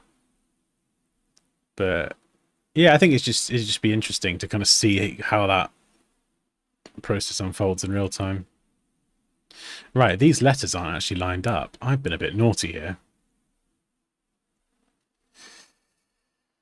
Oh, damn. That is sloppy, son. How did this happen? Right. This is one of the other things with custom lettering. You'll get carried away in the creation process and then little inconsistencies creep in. So somehow these characters being a monospaced set of letters are meant to be the same width. And they are there, but up here, you can see they're not. So now I've got to change that without screwing up what I've done. How are we going to do this? That is a good question. Let's keep that where it is by locking it. We're going to move...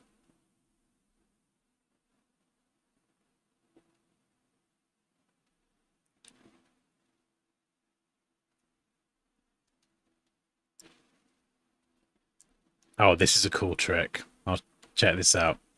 I'm trying to think how to move all of this at once, and I could drag it, but it's just not going to... It's going to be a bit random. So what I'm going to do is just drag this one piece, and then I can select these anchor points, Command or Control D, and it will move all of them the same way. So you move one, you get the snap working, but then you move the others. Here, we're going to have to go completely horizontal. Snap. This line should still be vertical then. This outline mode is seriously underrated. Preview outline mode. Honestly, so good. So now I've got to move these around. So we're going to move this one first. Ah, it's not going to snap. That's fine. We'll create something for it to snap to. Move it. It snaps. Click this one, Command or Control D. It moves the same. Extra point there that didn't see that. That's annoying. So we'll move that as well. Then I should be able to move these across. Okay. There we go. As soon as you grab the wrong piece and start trying to move bits around, it's going to distort.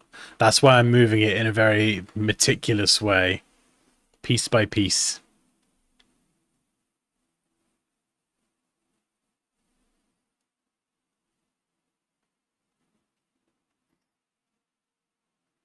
Sitting on a logo for an art museum, but I don't really know what I'm doing.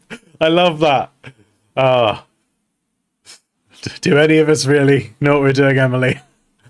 Can't decide if I want only type or mixed with a picture element.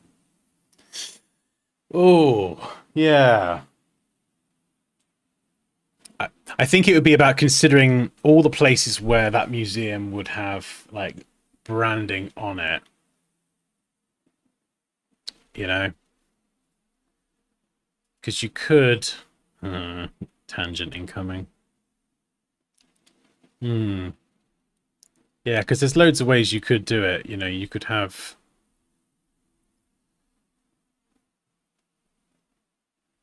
You could have something, and then you could have the word, you know, museum. Ooh, I wonder if I've got that control point. Oof, terrible font choice. Yeah, you could do something like that, and then you could have like the mark alongside it. Ooh, I just had a random idea. Sorry, tangent incoming. This is just, I don't even know what this is. I don't even know what that is. No idea. It's a zigzaggy door. It's the museum walls with paintings on and things. But it's also an M, maybe, sort of. I don't know. Where am I? What's happening? Where's dinner? So you could do the mark element. Oh, it's like a map as well. Maybe we could change this to a map company instead of a museum. Or you could try and like integrate something into the lettering. So you might go, all right, let's embody these same characteristics. So we'll create new shapes.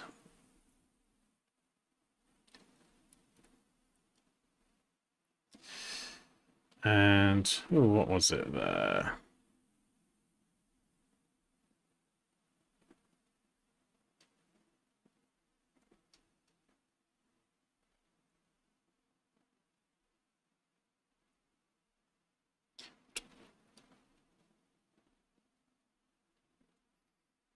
I don't know. I'm just literally just making that nonsense up off the top of my head. But you see what I mean? I think I've messed up the walls. That's walls. I think I've messed that up there. There we go.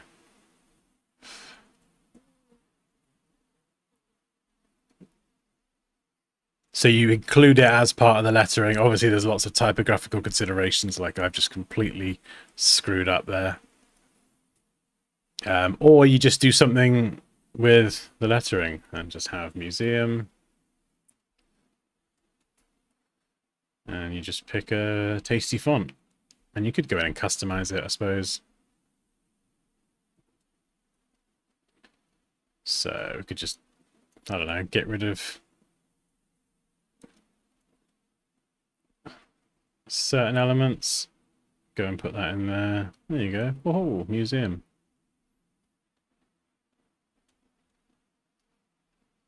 Just leave a little bit to the imagination. You know? And you might look at that and say that's awful, and you're probably right.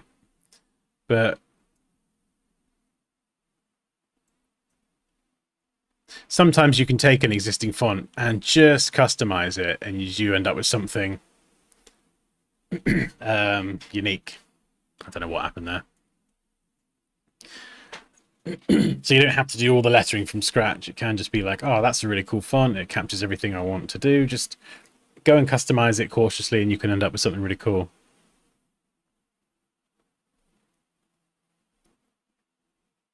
Is logo design a viable freelance career, or is web design better? That's a good question, actually. I don't think I have an answer to that. Unless anyone else has something that they can contribute. I think digital is probably a safe bet. You know, digital is just growing. Everything's online, connected, phones, screens. Well, that's a good thing or a bad thing, I've got no idea, but humanity is hurtling towards that path. Probably even more so.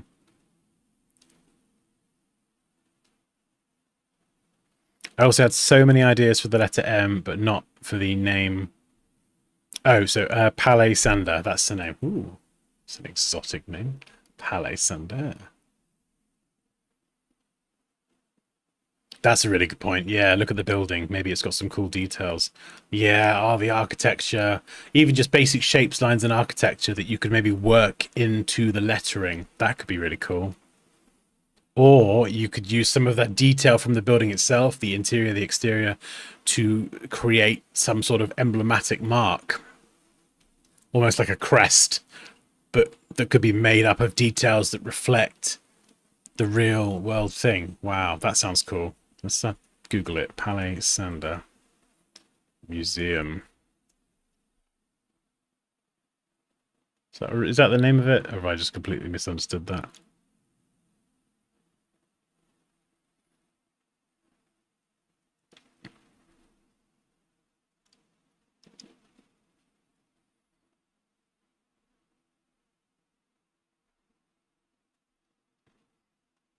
What's your process look like, Emily? Are you doing like a lot of sketching, pencil and paper? Are you straight into Illustrator? Using, iPads, tablets? What does your process look like?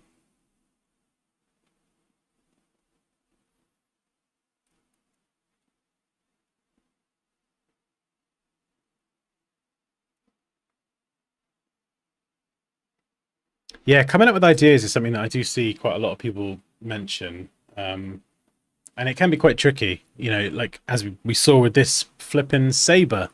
It was pretty quick and easy to come up with this, within a few hours and a bit of work in the evening. But is that the best version? Like, I've gone down that sort of saber rabbit hole, if you like. Is that the best one? Or should I go back and explore other ideas? I think that's definitely something I can get a bit carried away with a particular idea sometimes. And I was even going back and looking at this one thinking, is that, I don't know, the subtlety of the lightsaber in the E? I don't know. That was the first one, I think.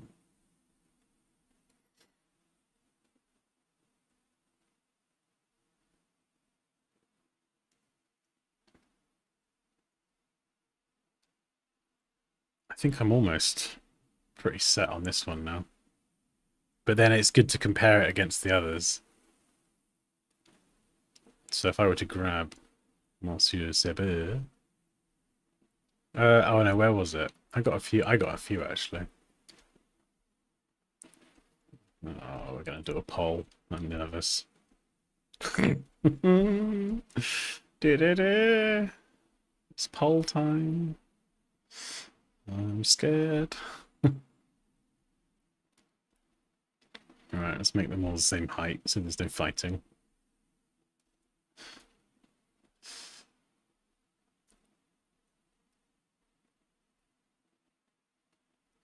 Let's spread them around a bit as well.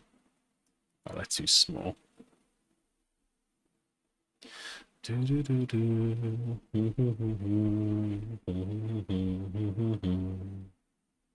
Ooh, that's a hefty number one.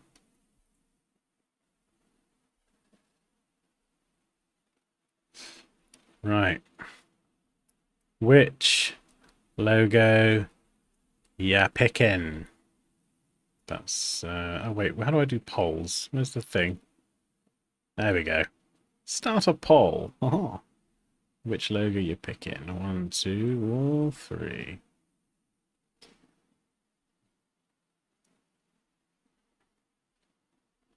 Let's make those things less intrusive.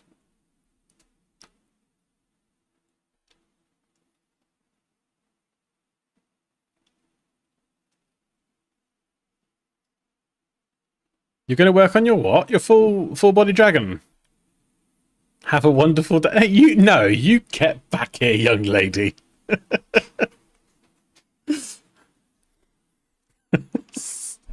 Sorry, I don't know where that came from. I suddenly had an overwhelming sense of authority. The 3 has an E. It does. It does. You're right. There we go. Problem almost solved. There we go.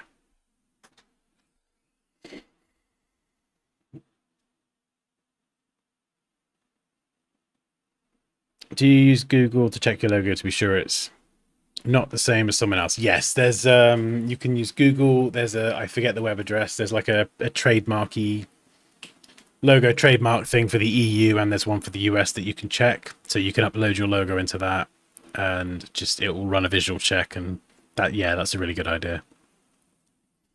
Emily, oh, it's a fake museum. Okay, but then Palais de Beaux Arts, I saw that one. Is their role model, so we use the building. Cool. Straight into Illustrator. Right, okay, I would definitely take it back to doing sketches more. Do you have if you have a pen stylus or something, actually, no, I would sketch in Photoshop. You get much more realistic. Illustrator's fine, but it does all the sort of auto smoothing. So I would definitely go back to the sketching phase if the creative idea itself is something you're struggling on. I have a tendency to throw myself into Illustrator as well, and I definitely do benefit sometimes. Like even this idea today, it was these sketches. Obviously doesn't look like that anymore, but that's where it came from.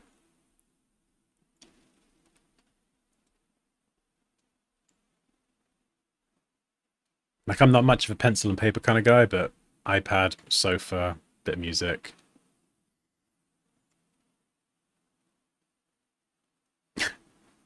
Andrea's gone.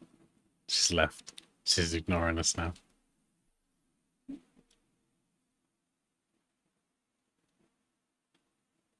No, I wouldn't ever use the image trace for logo design. The image trace can be, unless you've got like a logo, I don't know, let's say it's a bed and breakfast, like a place you're going to stay. I don't know if you call them bed and breakfast in the US or whatever, B&B.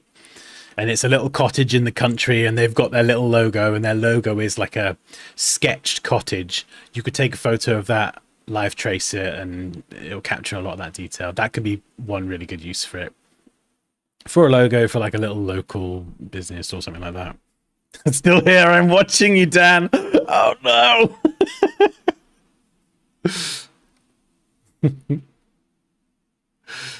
She's lurking. Does the A in the third one have a blade in the bottom? It's a lightsaber, yeah. So that is the lightsaber in the middle. And then, oh, excuse me. And then this second one here, you've still got the lightsaber again, with the handle kind of sitting in that negative space, but it's just less detailed and more lightsaber less. I was going to say shaft, but we'll go with hilt. I don't know. I don't know what the handle's called in a lightsaber. Is it the hilt, like a sword, or don't know. Going for 2. Oh, you're welcome, Emily.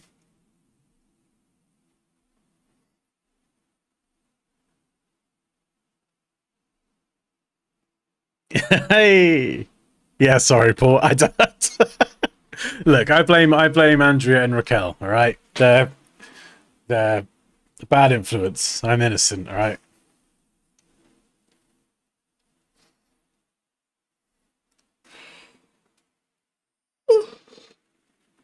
Oh my goodness.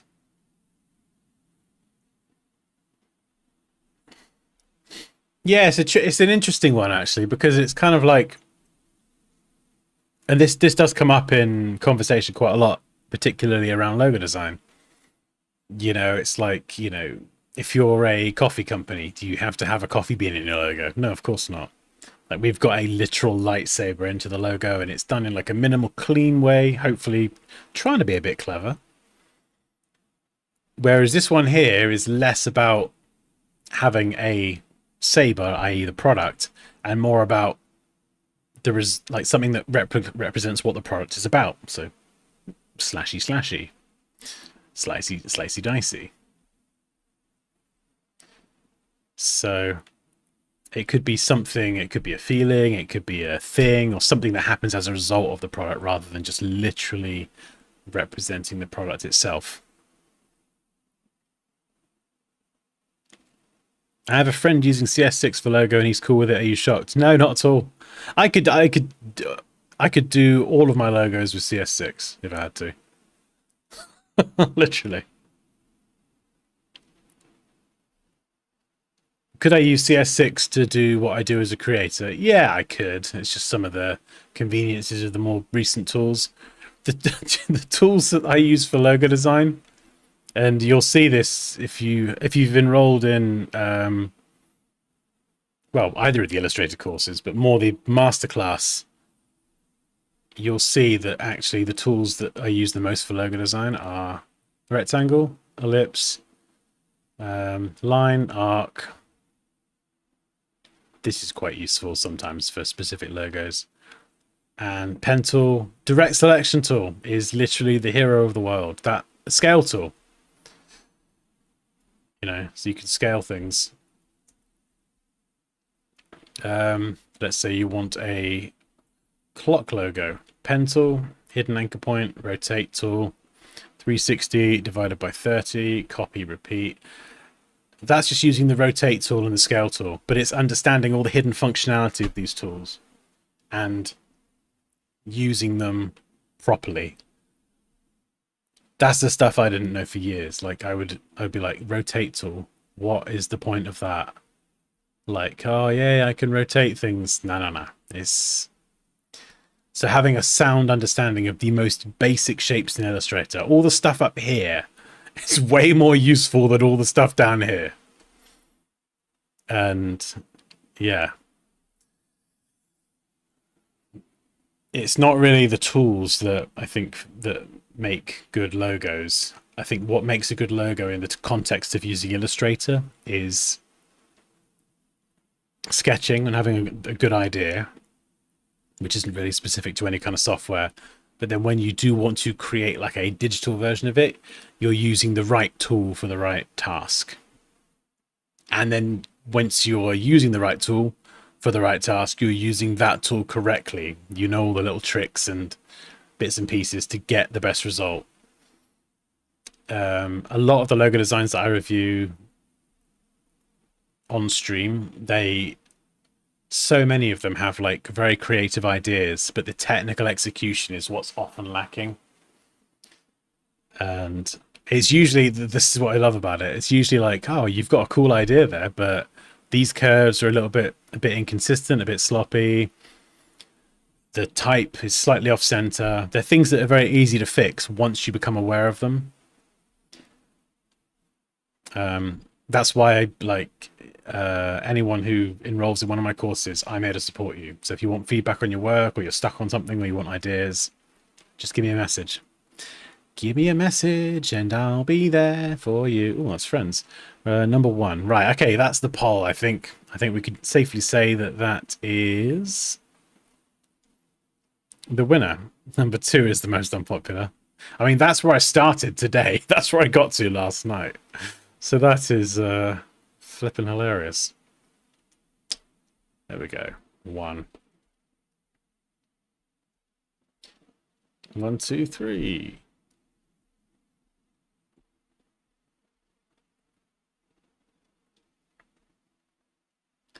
This does look kind of cool. I'm not going to lie. That is an absolutely banging suggestion, Reese. If you are still there, lurking.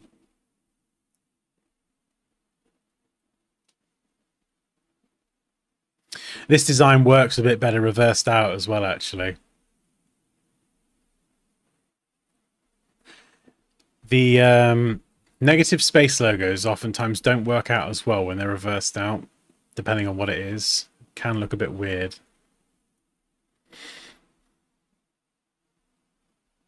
Yeah, like here. It seems to always look a lot better.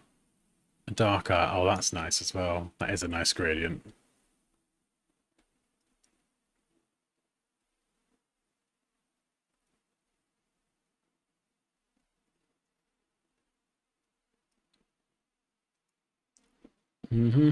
Let's just try dropping in the green.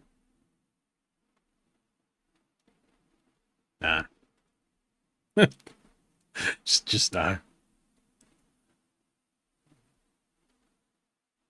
Yeah.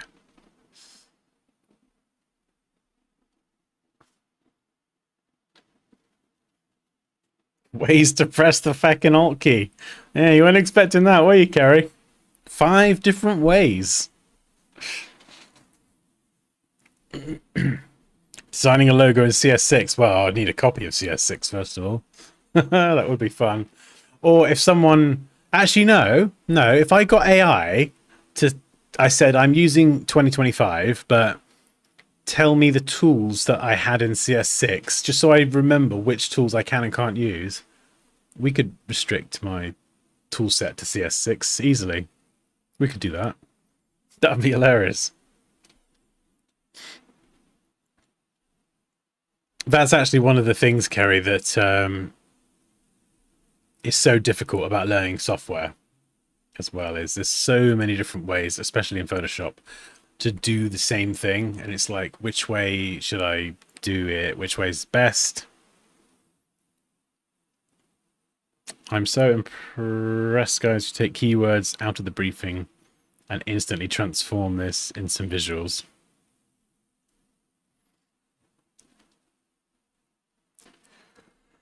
Oh. Hey, Richie from South Africa. How's it going? Trust me, Dan's telling the truth. Well, oh no, what am I telling the truth? What did I say? I'm innocent.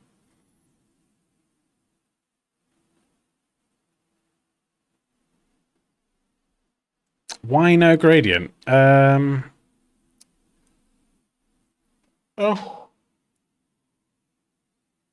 Oh my goodness. Oh, I do apologize. Yeah, so we added the gradient here. We flirted around with it a little bit. This is quite nice. And even this gradient and these colors and the way they're treated, that could lean into like a bigger thing to do with this brand. So if I wanted to build this out, it does give you like more to play with. But yeah, we've just gone back to focusing on the actual design itself. Something else I like about this design as well is it does, because it's monospaced, it does stack.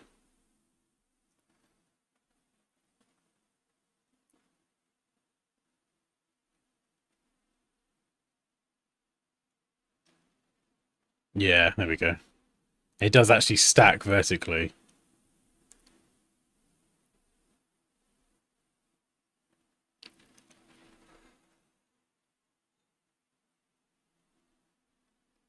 Although, I probably have to offset it slightly.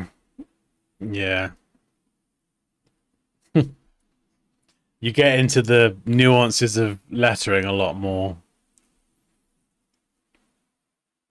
So, if these were like if this was square and this was square, it would stack perfectly. But because you got this curve here, and then you've got a curve here, when you stack everything perfectly, it doesn't feel central. It's really annoying.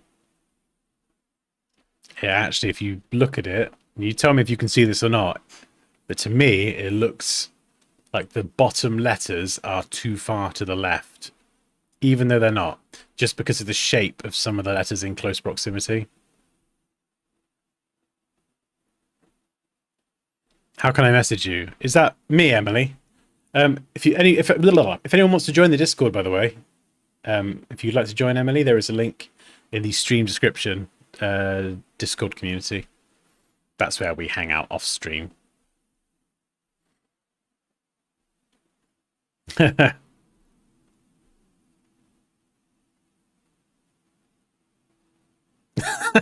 Full body dragon. Shut up, Andrew.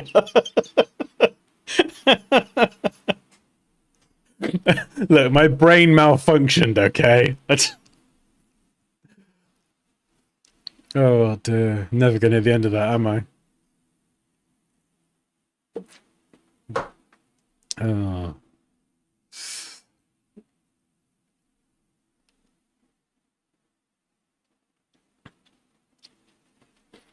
I want to see this fire text. By the way, if anyone is a course member and you've done stuff, please do send it over to me. A few people do already, and they kind of send over what they're doing as they work through the modules in their design work. Like I love seeing what people are creating, whether it's like your attempt at a course lesson or if it's something you've made since doing it. Hey, Hillary. You've made me yawn every time. I'm so sorry. Oh, I felt another one's. Oh no. Oh, that was you. That one's on you, Hillary. I'm innocent. Yawn ski. Oh dear, my eyes are streaming. To be fair, I ran a 10k today, so my mate Liam said we're going to do a 10k, so we did. And I am knackered. Anyway, so yeah, this feels like it's off to the left slightly. So to correct that, we'd shift it over to the right. Obviously, this doesn't line up now, which is a shame. But I think it's more important that they look visually and optically centered when they're stacked. And this is just great as well, you know, because this logo has just got so much flexibility now. You know, if I just put it back together, we've got the primary, you've got like a secondary, you've got the brand mark, the app icon. You can kind of you can pull it apart and rearrange it into different use cases, but it's all still visually recognizable as the same thing. That makes sense.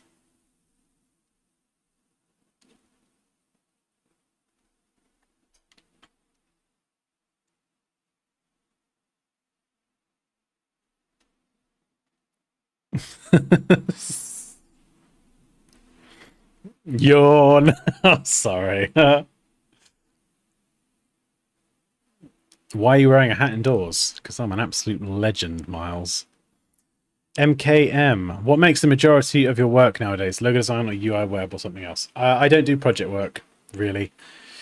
It's I stopped doing that in 2017 just so I could focus more on education. I work with brands sometimes. Sometimes there might be like a brand that wants to sponsor video, or there's a project within there, something like that.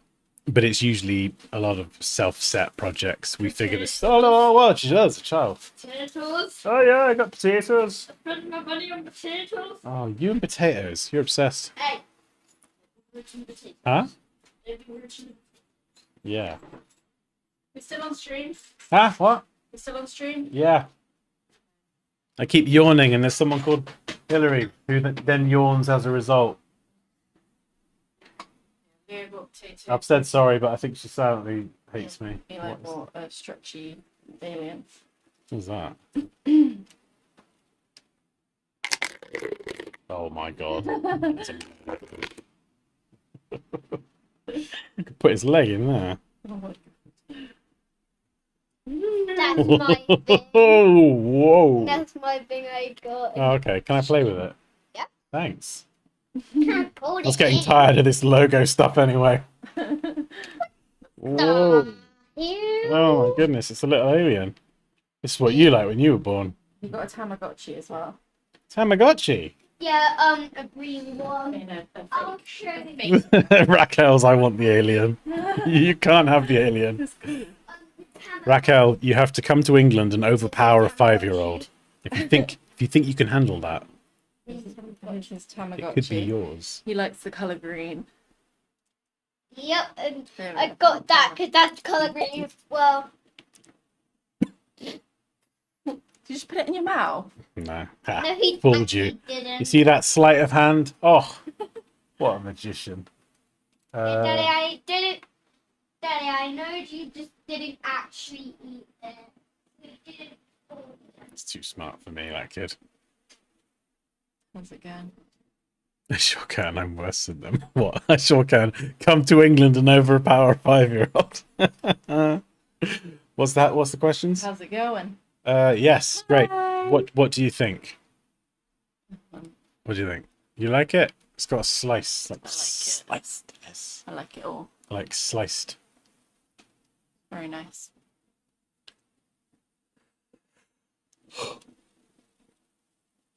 Hi, Nick. I was listening to K-pop Demon Hunter. Oh, I had it. I was listening. Blast. I was listening to it for a while on stream, and then I was like, "Oh, I'm sick of this K-pop now. I need some heavy metal." I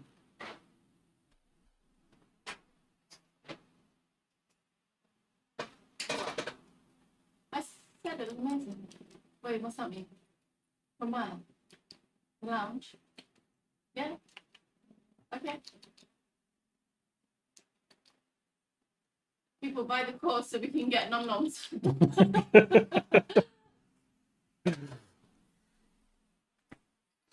Oh dear.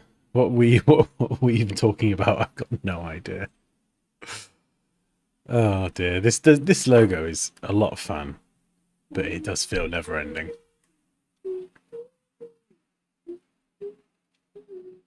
I feel like I'll say this is great, I'm settled on that, and then tomorrow morning I'll have another idea. Master Dan needs to be fed.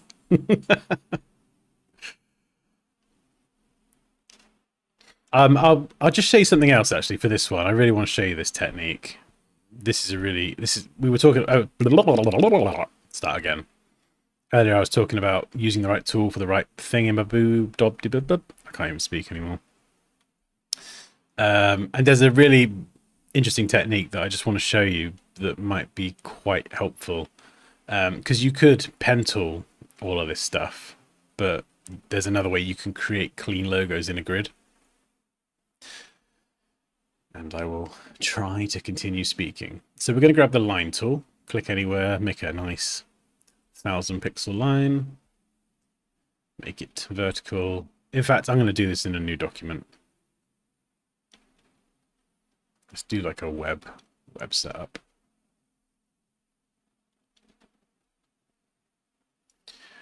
God, I can't stop yawning, Pops. No. I'm a... Aw, that's nice. That's tender, that is. This is quite important, just so you don't get issues with pixel snapping. We're going to round this off to like a whole pixel value. So none of this kind of, 539.25861. You want whole values like that. If you need to, you can right click, make pixel perfect, and it will do that and throw everything off. Don't know why it does that. So what we're going to do now is we've got one vertical line. We're going to go up here. Ooh, what's the best way to do this, actually? No, we're going to do a different way. We're going to go to transform. The move is going to be 10 pixels, and we're going to add 99 copies. So they're all now spaced 10 pixels apart. And so we've got 1 plus 99 copies. We can expand the appearance, copy, paste, rotate with shift. We now should have a grid that is 1000 by 1000. Butter. And what we can do is, well, there's two things we can do actually. So we'll do the first one first. Let's just lean that down. So we've got this grid here. So let's say you've got like a design, like I had that rubbish sketch. You see this one here? I had that sketch yesterday and I was like, I want to make this digitally. And you might get the pen tool and start doing all that. But there's a much easier way to make it. So you literally grab this grid, use the shape builder tool, and I'm going to try and do this from memory now, so it might be awful. Something like this.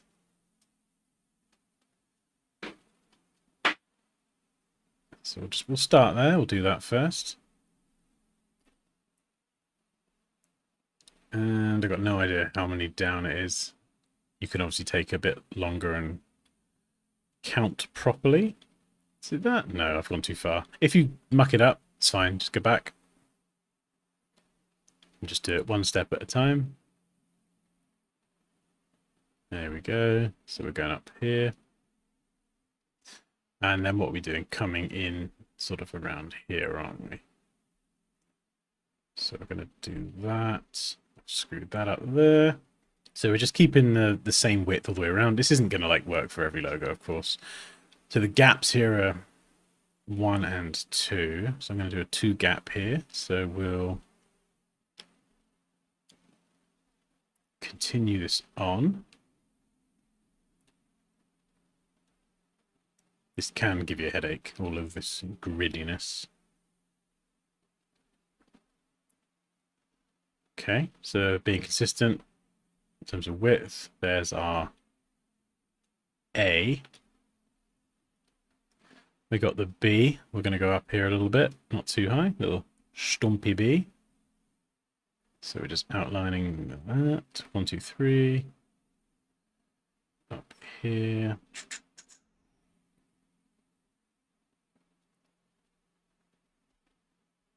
And then we got the R. So we're going to go there. 1, 2, 3. And then for the R, maybe let's go. Yeah, I could go another one, but I think optically it would look a bit too long. But we'll try it and I'll. Yeah, it looks a bit too long now. But that's fine. So then what you can do is select this, shape builder tool, click on each of these shapes. This will define them as their own shape. And then we should now, hopefully, be able to select them. Or, let's go and plonk some color in them. So we'll do this. Grab the live paint bucket and swap this to a blue.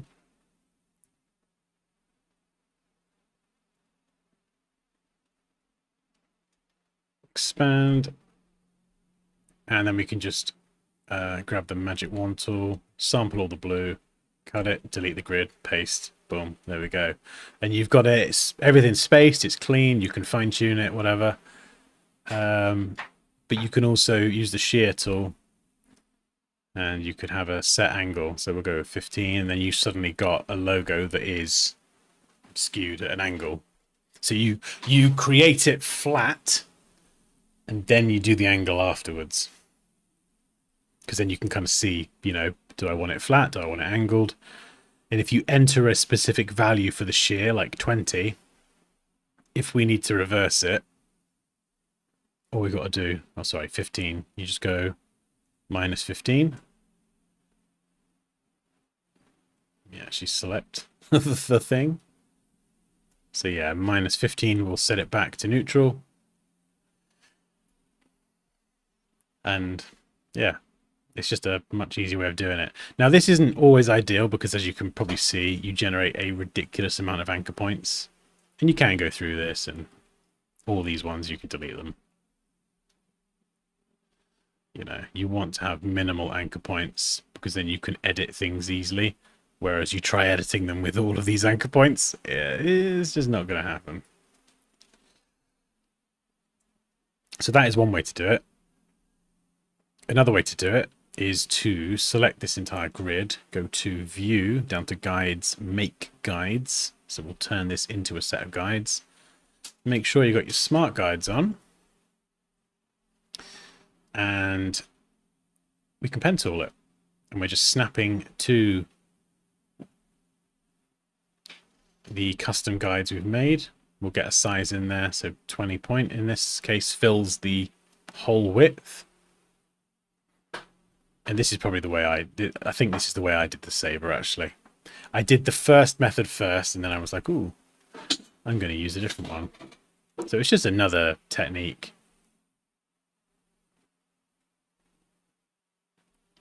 And the reason this one is, obviously I've completely butchered that, but you can see you can adjust things and they snap nice and easy. But this technique is so flipping fast. So we're fine-tuning it, we're keeping the spacing consistent. Boosh, boosh. And then we could go and do the R as well. Like that. There we go. And there you go. Technically precise. Now, the great thing about this is we've got control of the curves. So we can round off the corners really easily, having it as a stroke. Or you could round off the cap if you wanted the ends to just be a bit more fun and playful. You could skew it as we did before, but you'd need to expand it first. And we can change the weight. Probably the most important thing is being able to change the weight. So we could do like a light version, or we could do an ultra chunky version. You just have all of that flexibility to adjust the weight, the curves, all this sort of stuff. So yeah, those are two different techniques that I would definitely recommend having a play with. And it comes back to what I was saying, you know, it's just right tools, right process equals better result automatically.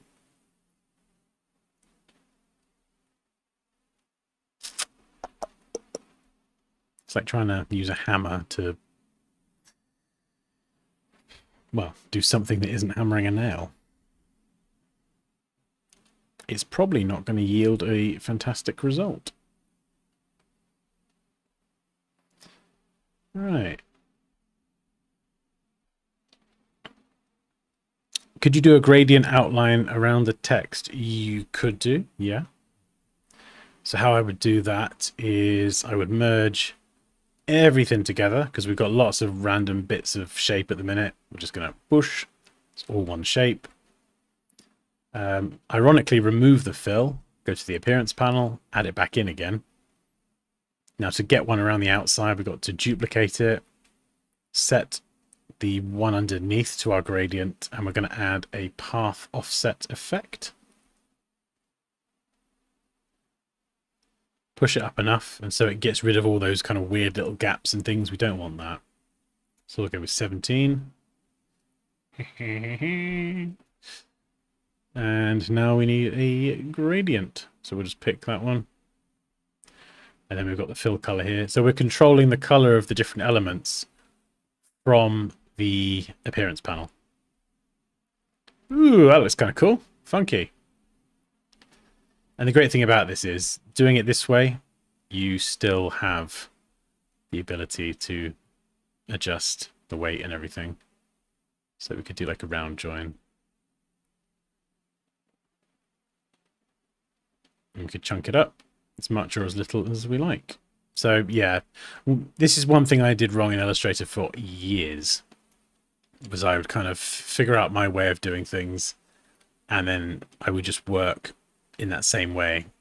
But when you work in the wrong way, you lose flexibility. Like path offset in the appearance panel lets you change it. If you add it here, which I did for flipping donkey's years, it's permanent. There ain't no changing that. So yeah, it's like when you create text effects in Illustrator, you can create them and get them looking good, but then if you have to change the text, it's kind of like, if you'd created and built out the effect in the appearance panel, you can save it as a graphic style that you can reuse on other projects, other designs. Like this thing here, like this thing I've just created, I could save this as a graphic style. Whoosh, there we go, saved. And then if I go and type something, don't know why I closed the panel down. I can then go and just apply it to something else and then scroll through.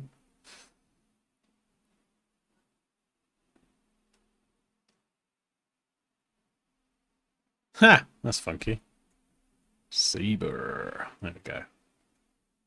And it just saves so much time. And the great thing about this is I've still got all that flexibility as well. So for this font in particular, I might want to lean it down a bit, or I might want to chunk it up some more.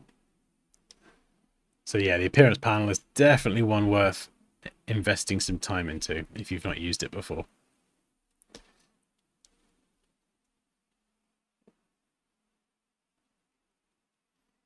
Right,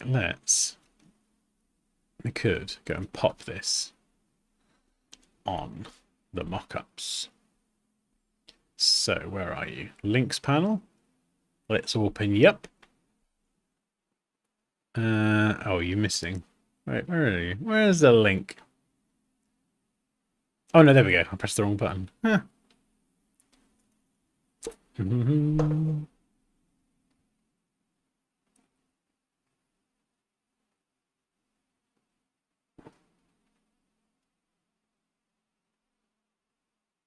Gary, sign up to Dan's course so he can be fed. Thanks, Kerry, for the food plug.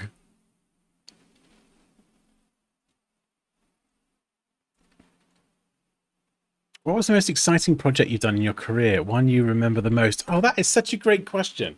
And I don't have an immediately great answer. The best project I've ever done. Best project? The best project I've ever worked on. I can tell you the house. What house? The house with the pumpkins and the roots coming out. And the Benny thing. Oh yeah, That one. that or Monster Ski. That is insane that we made that. Actually, That doesn't take you as long though. in fact, yeah, no, you're right. You're right. The first Benny one. Yeah. The first Benny one, the competition entry that I did. Because I've known Photoshop for years, but it was only like about, when was it? 2016, 17 or 18? I can't remember. I forget. That I really started getting back into like photo manipulation specifically. Like Photoshop for me, I did a lot of that fun stuff when I was younger. Then Photoshop became like a very practical thing. Oh, I'm going to use it for work to professionally retouch. And then much later in my career, it was more, oh, like let's actually create some cool, fun things again.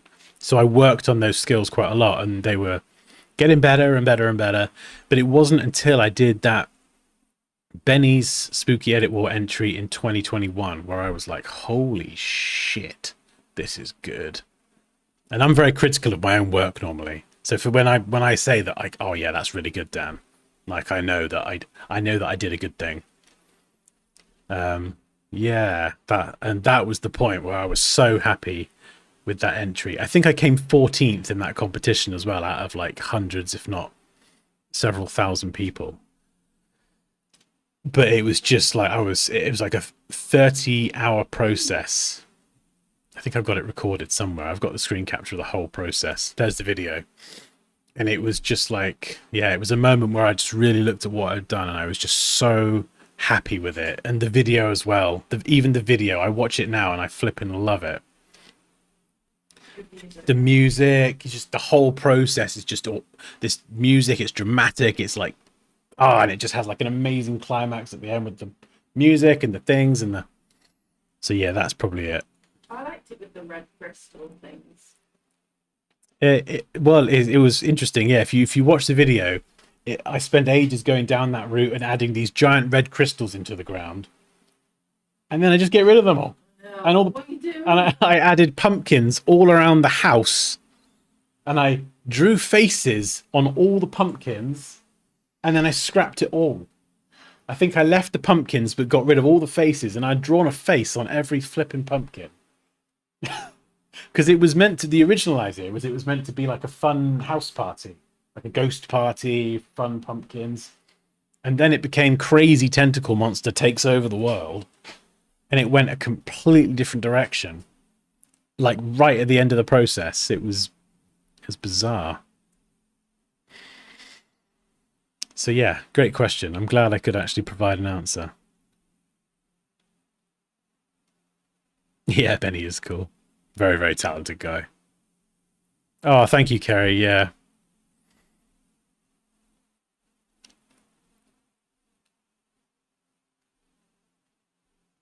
I want him to do another one. I don't know if he will. Maybe we will have to message him or just apply gentle pressure. Benny, please. Oh, so fun.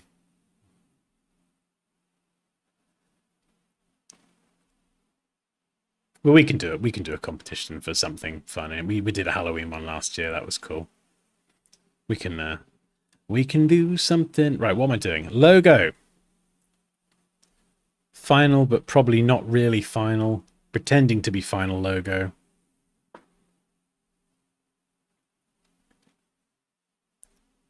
Yes, save and update. You've got this to come, Kerry, in the Photoshop masterclass mock-ups. Creating them and working with professional ones to just mock stuff up. Very cool. What was that? That is pretty sick. Hello? What's happening? Football's not on tonight. It's not on tonight.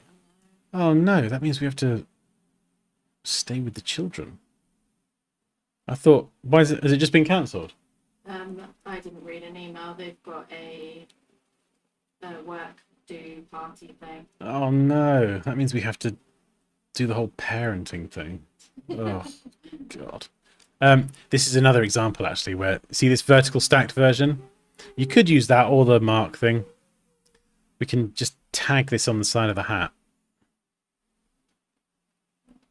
So let's save that and update. So yeah, just another application of the logo. We've got the web address there. That is actually a web address, by the way. It goes to, I think, as you'd expect, an Arabic thing talking about something in a language I don't understand. But yeah, so that's why those different applications are important. We can now save this. It's linked in Illustrator, so we bring it back in. And where's it gone? Yeah, so it pulls through that latest mock-up. And we've got the box art there as well. So yeah, you can link images in between Photoshop and Illustrator, which is just amazing because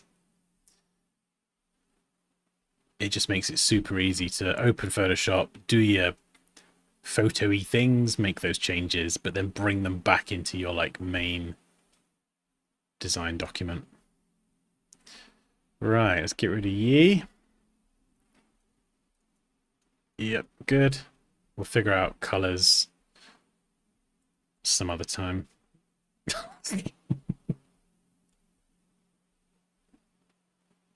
Oh, there's a stray point here. Look at you, stray point lurking that's causing all sorts of havoc.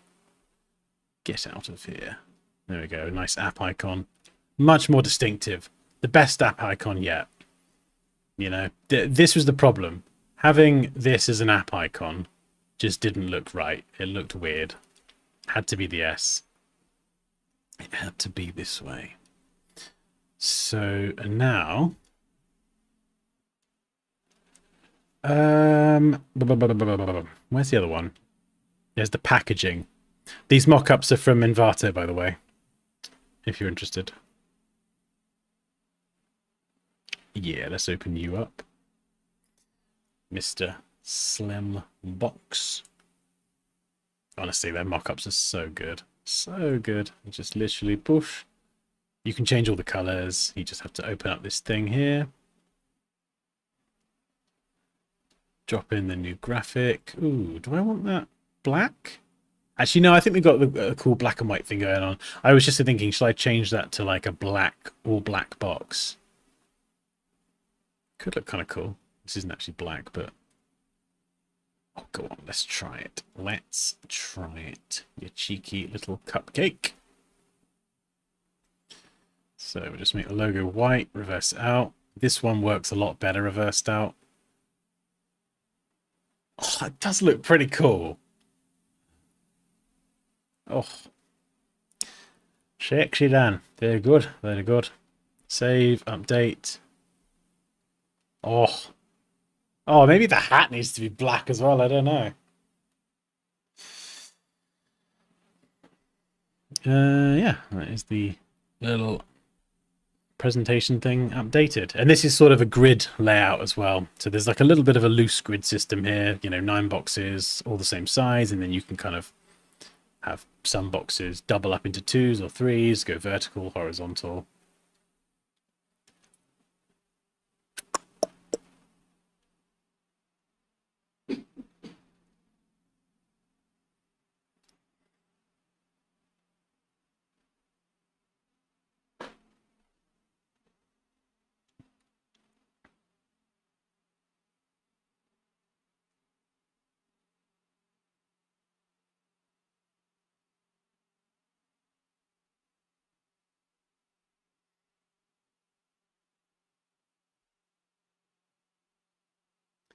That massive photo manipulation Dan made for the comp. Yeah, amazing. Oh, is that the one I linked or?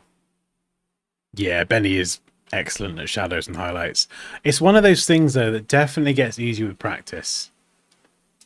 Like it definitely did. Like when even when I was doing that composite, sorry, not composite, the photo, the entry for the competition I just linked you.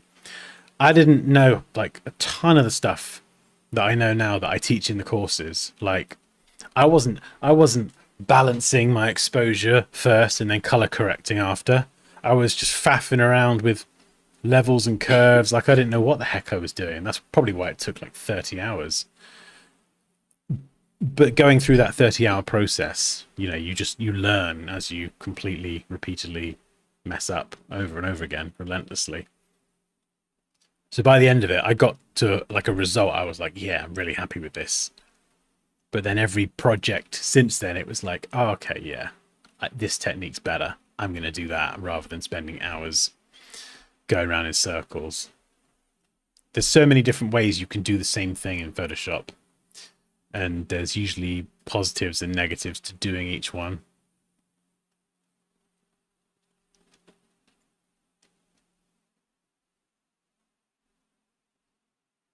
I like it a lot more now. It's solid, powerful, and consistent.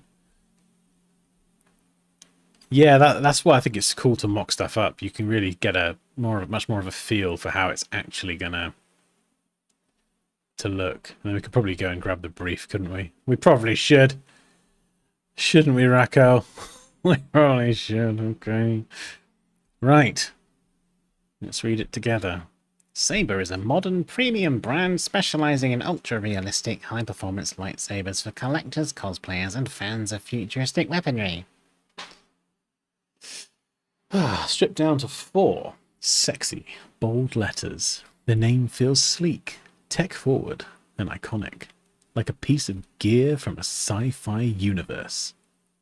The brand blends advanced engineering with elegant design, appealing to both hardcore fans and high-end buyers. It's not just a toy, it's a precision-built weapon for display, jewels, or deep immersion. The tone is minimal, powerful, and futuristic. The audience are adults aged 18 to 40, design-conscious collectors, creators, cosplayers, and sci-fi enthusiasts. Tagline ideas: wield the impossible. Yeah, so that was the one. So I feel like it, at least in my opinion, tell me if you disagree, but I think it covers off a lot of what was in the brief. The brief is the master. Wait, what? I still need to dominate the brush beast. At first it felt more like riding on Andrea's dragon back. It's like, what? Full body dragon. Oh no, I'm not going back to the previous saber. I've changed this lockup far too many times. Right, I think we're gonna have to call that one a day. Maybe try and leave this one alone, Dan, so you don't spend another 25 hours redoing a logo for no one. Oh dear me. Give me a tickly throat. It's giving me a tickly that I am hungry. It is time for food. I have spoken. I don't know. Anywhere.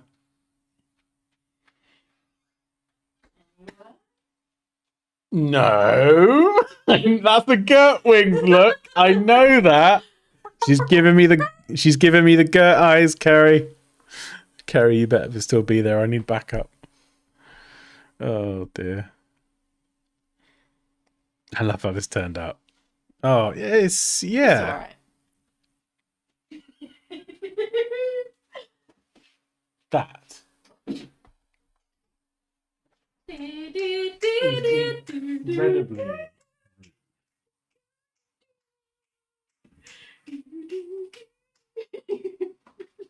One is not amused at your insults of my creation. Thou doth not insult thy work. Go munch on some grindage. I don't know what that means, but okay. Check meme skill. No, what's Paul done? He done. What's he done? I love Paul. Oh God, what the? What the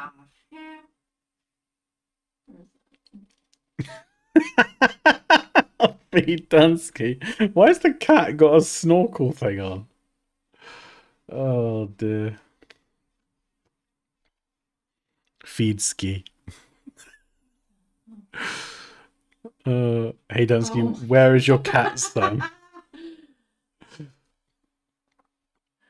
Where's your cat, son? My cat, son is sleeping. Let's wake him up to play with him. Hello, cat, son. I have come to pick you up.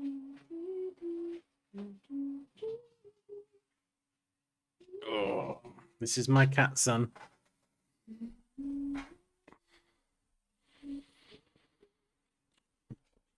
It's so fascinating to watch your process. Thanks for your videos. I've watched most of them on Illustrator, not much on Photoshop. Hey, you are very welcome, Verla. It's a pleasure.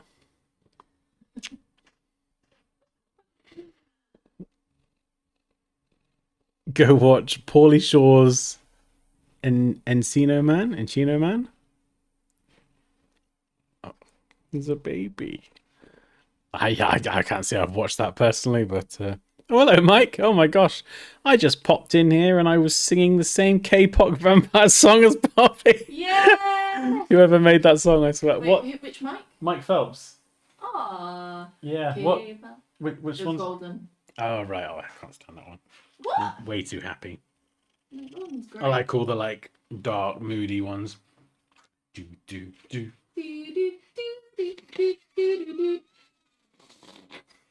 Oh, such a good thing.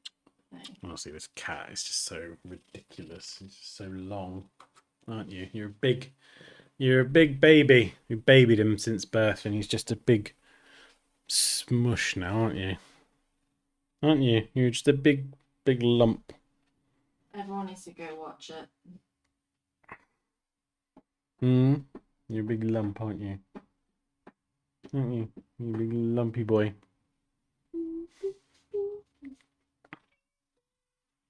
Oh, he's adorable. He's so adorable. The baby. You're literally a baby. You're daddy's little baby, aren't you? So funny. I chat GPT'd like, what does it mean when the cat jumps up on the desk and keeps headbutting me? And it listed like a step by step, and it was like, number 1, he's announcing himself. Hello, I've arrived. Number 2, oh, you can give me attention now. Stop looking at that glowing screen. Number 3, ooh, safe human. Time for nap. It's just like, oh yeah, I can see that. That is your thought process, isn't it? You big smush. Are you enjoying the stream? That's all right. Nah. Oh no, sorry, you're not asking me. I thought you were asking me. Dan, you've gone off track. Please, back to design. No. I can't even speak, Gary.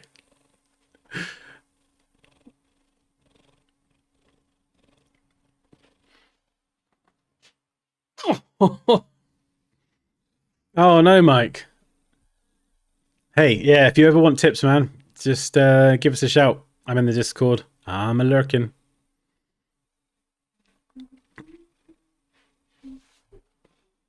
I do coaching as well, so if anyone does one-on-one coaching, it could be logo design, photo manipulation, YouTube stuff, just anything. There's a link in the description. Do you like using Blender? Oh, sorry, Gaurav, I missed your comment earlier. Yeah, Blender's great. Blender is delicious. I don't really teach Blender, but if someone said, "Oh, Dan, can we do a coaching session on Blender?" I'll be like, "Yeah, we can do. This is the sort of level that I'm at, probably like beginner." But once you learn the fundamentals, Blender is just like it's a toy box. It really is just so fun. Man, just send it to me. What? Send the cat?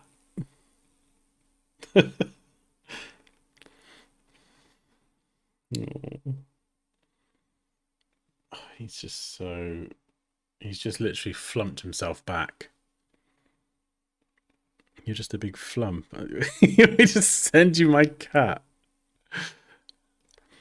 Yeah, that's pretty much what it is, Mike. Just borrow Dan's brain. It's funny as well because the coaching sessions, they're priced per hour. I don't think I've ever done a single coaching session that's actually been an hour.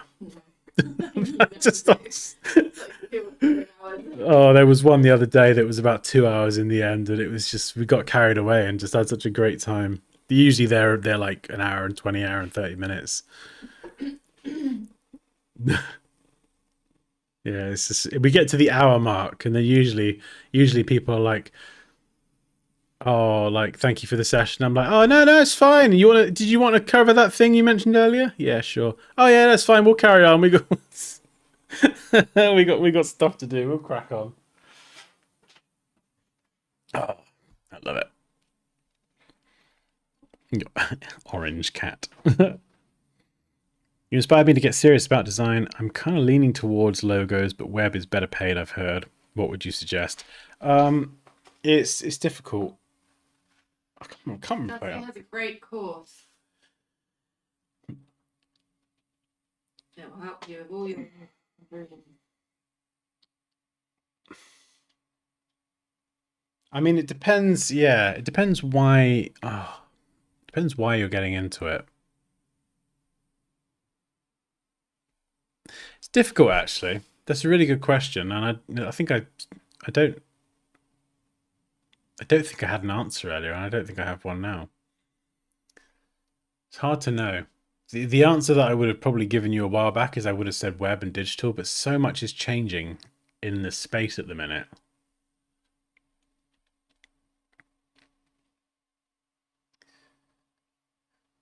Yeah, it's just so much is changing, and it's becoming so different to the way like it was when I was working on projects and stuff. I think a big part of it should be what you enjoy, you know. What do you prefer doing? Web or logos? And if the answer is one or the other, that should ideally be a factor in what you choose to do. Yeah, that's a good point, Paul. I think yeah, nowadays the expectation is like multiple skills as well. So, you know, you might be a logo designer, but if you can add in just a touch of After Effects animation there, when you present your work, you can just animate the logo a little bit and just excite them a bit more. Those animations could be used in various places. If you're presenting a like if I was presenting a branding project, I've got a lot of experience in web and UI design. So I would be able to use that to not just grab a template and dump their logo on and go, there you go. That's how your website could look. I'd probably go and mock up like a much more fleshed out version of a site for them. And who knows, they might be like, oh, do you want to do the website as well? We're like, yeah, sure, why not? So having those different skill sets can be very, very useful. I mean, I think the term is generalist. That's the term that seems to be emerging. The new version of jack of all trades. I've always been more of a generalist because I just like doing lots of different things. But the way they like connect is really cool. So that, you know, you might do some photo manipulation, but then if I wanted to turn that into like a video game concept or some artwork, I could then go and design a logo, and I could do that as well. And then if I wanted to realize that concept even more, I could go and do the UI, and then I could animate the UI in After Effects. And so it's nice having that varied skill set because then you can just use them and fit different things together to just enhance what you're making. That's why we're like the graphic design software to use really for a lot of stuff is Illustrator. If I could only use one bit of graphic design software from the Adobe suite, it's going to be Illustrator. But as soon as you learn Photoshop as well, especially for anything, if you're doing any work with product shots and photography, you can just do so much more. You know, you're not just constrained by vector stuff and, you know, making boxes and having text and doing badges and shapes and icons. Suddenly you can use all these crazy cool effects, and you can combine that stuff with the vector stuff. And that's why I'm always using these two apps. They're just such an amazing combination. I'll be honest, web job market ain't great. I'd go for general designer and learn it all. It gives you the leg up to beat anything. It's good advice.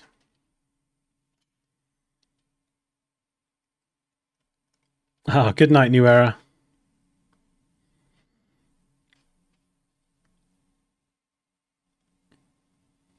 I'm having my dinner and watching your stream. Oh, wow. Dan, as my dad used to say, jack of all trades, mastermind, none. I read the first line then. It just said Dan as my dad. I was like, what? What? Oh, there's a second line.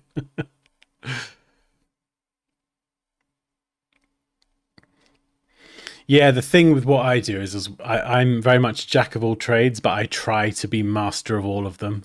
That's where I think I sort of put too much pressure on myself sometimes.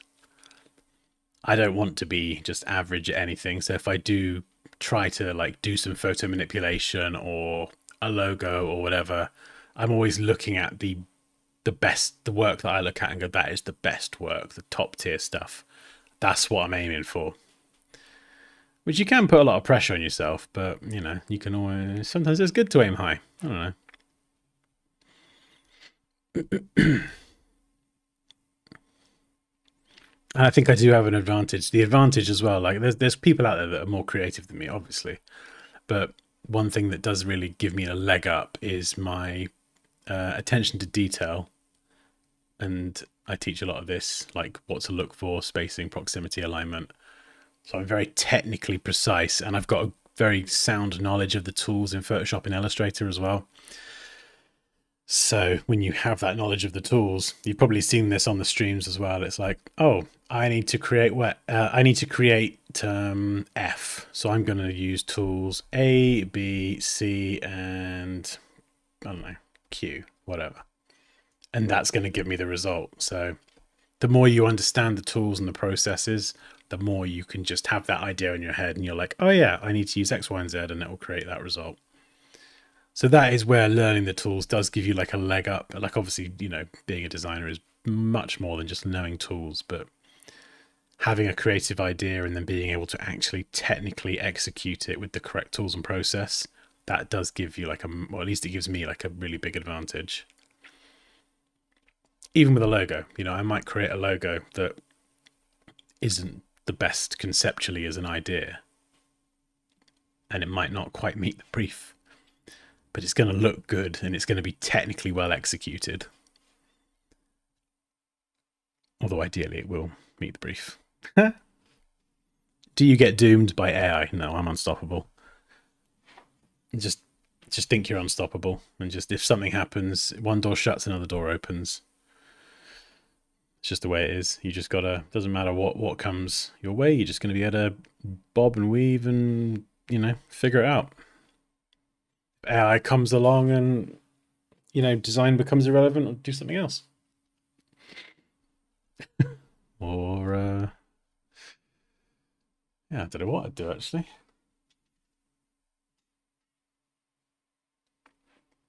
Teach something, probably. Or just sit around making AI videos and having a laugh. We'll start a new channel, just making AI videos and drinking whiskey on stream. I forgot about that AI. I feel like we should end with an AI video. Yeah. Is there a picture we could use? Does anyone want to put a picture of themselves in the Discord? Is anyone brave enough to put a photo or a selfie of themselves in the Discord? I still love your one, Kerry. It's the best. Oh, it's the best. The Kerry Kung Fu Master is just the best.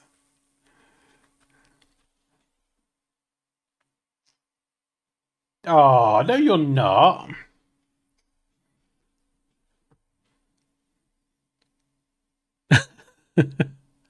Oh, Raquel, no. I'm in the process of rebuilding my portfolio, and going through it is overwhelming.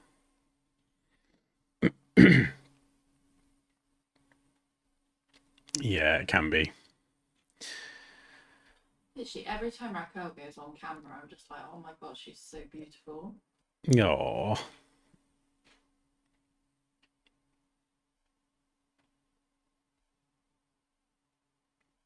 Kerry transcends beauty into flipping legend status. Into magic, yeah.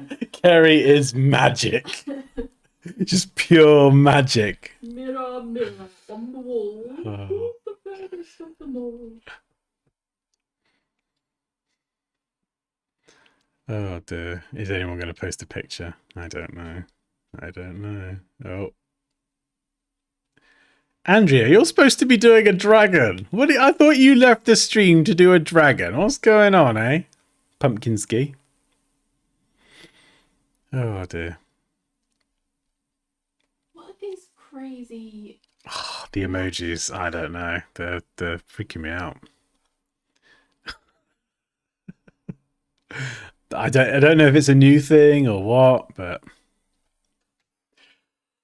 Someone needs to post something. well, we got a picture of us or something, or a picture of No, no. We've had enough people taking pictures in AI. I've been abused by this AI malarkey enough. It's time someone else to suffer. Oh, we could take a picture of the cat. Oh, I took a picture of Joe's dog the other day, Marley. So adorable.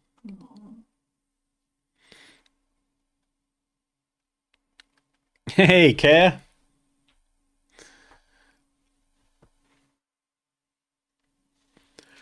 I'm doing it. What you doing? You posting a picture? Oh no, sorry, you're about the dragon.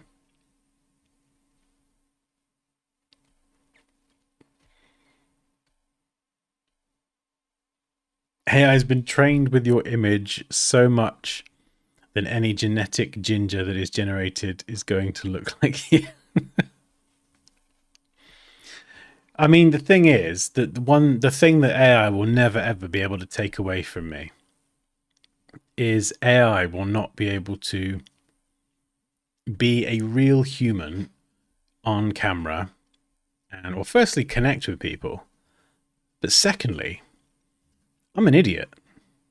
And AI just isn't going to be able to replicate that level of idiocy. I don't think.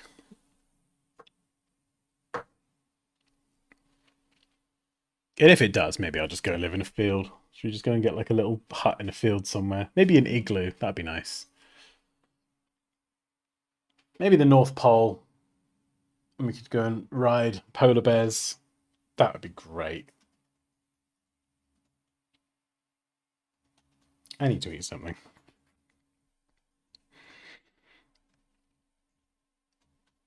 Yeah, I want to see the dragon as well. I'm sure it's coming. Oh, right. So, yeah, if you would like to join the Discord and you want to see all these insane AI memes, which are utterly ridiculous, and you want to join the madness, then there is a link below. I've got coaching linked below as well if you want one-to-one and you want to master any particular skill, just pillage my brain for knowledge. And there is a link to my Illustrator bundle, which is 50% off until 31st of August. So if you want to learn Illustrator with me from an absolute beginner, installing the software for the first time, through to teaching you the best of what I know with the software, then there is that course. You get support from me. I'll be here to help you as you progress. And that's it. That's my pitch. So hopefully it was a good one. Oh dear, I need to read a book on marketing.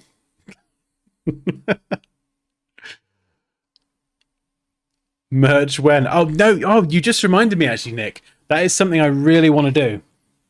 At the moment, we've got I've got like the Dansky logo on some stuff on the channel, but like no one cares about that. Like I like it because it's like, oh yeah, it's got my name on it. But it would be so much. I think it'd be much more fun to actually design some T-shirts that have cool quotes on them or something that creatives and designers would appreciate and want to wear. That would be a lot more fun, So maybe we could do that in another stream. We could just come up with some ideas for things to go on a T-shirt, and then we could have a go at designing something really, really cool, whether it's some lettering or. Don't let the bastards grind you down. Don't let the bastards grind you down. I want that T-shirt. I want that T-shirt. Oh, Mike, Mike has ventured into meme ski. Oh no, there's no coming out, Mike. Meme ski is great. If you have a really bad day, just scroll up on meme ski. It's just flipping. Oh no, Pops, I've got a picture here of you with the coffee. Please, can we AI that? Please, that one, please. Oh, no. Please, please, please, please. Oh, okay. I feel like it wouldn't really do a good one though. It's not my full face. What about the one with the coffee on top of my head? What about that one? Okay. Yeah? Yeah. What's gonna happen? You have to ask everyone. No one can see you. No, I'm still here. Hello. I'm here. We're just conferring. We're just trying to figure out something. Because yeah, I don't think anyone posted a picture. No one wants to be AI'd, which is fine.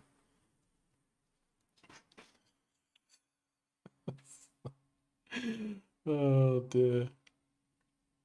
Right, let's do you. Juggling coffee or something. What are we gonna make happen? Something needs to happen to Poppy. Oh no.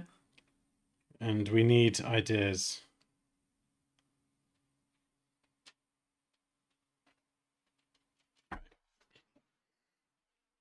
Okay, right, here we go.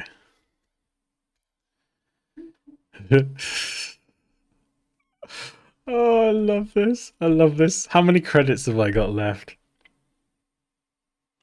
I think Paul said the other day, like, do they reset at the end of the month? I don't think they do. I think they have either a specific reset time to when you signed up or whatever, or it's a different date.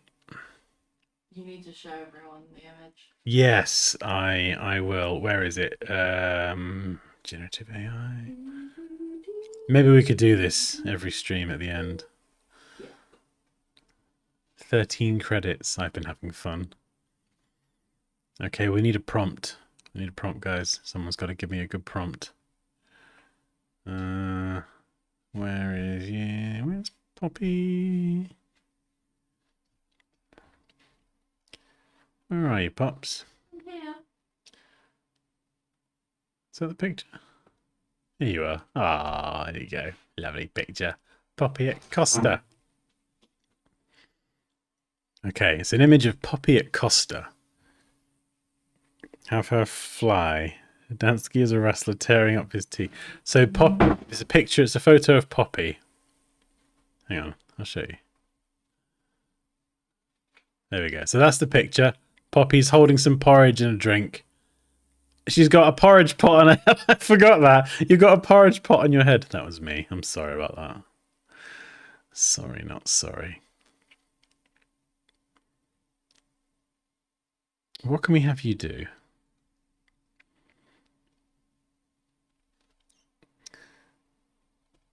I don't know, what do I put? The lady. The female. The female has a pot of porridge on on her head, and suddenly It could pour all over. it explodes, and porridge pours all over the. Turn into a porridge monster.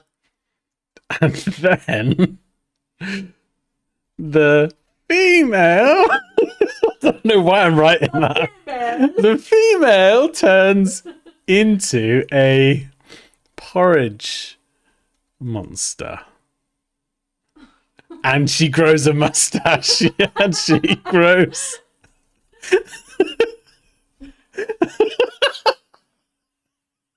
Oh god.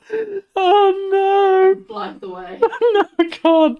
Oh, and flies away. That's just, I feel like that's too much. And flies away.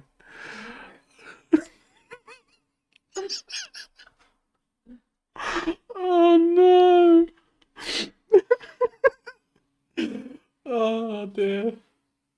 Hasn't even finished yet and I'm crying already. Oh dear.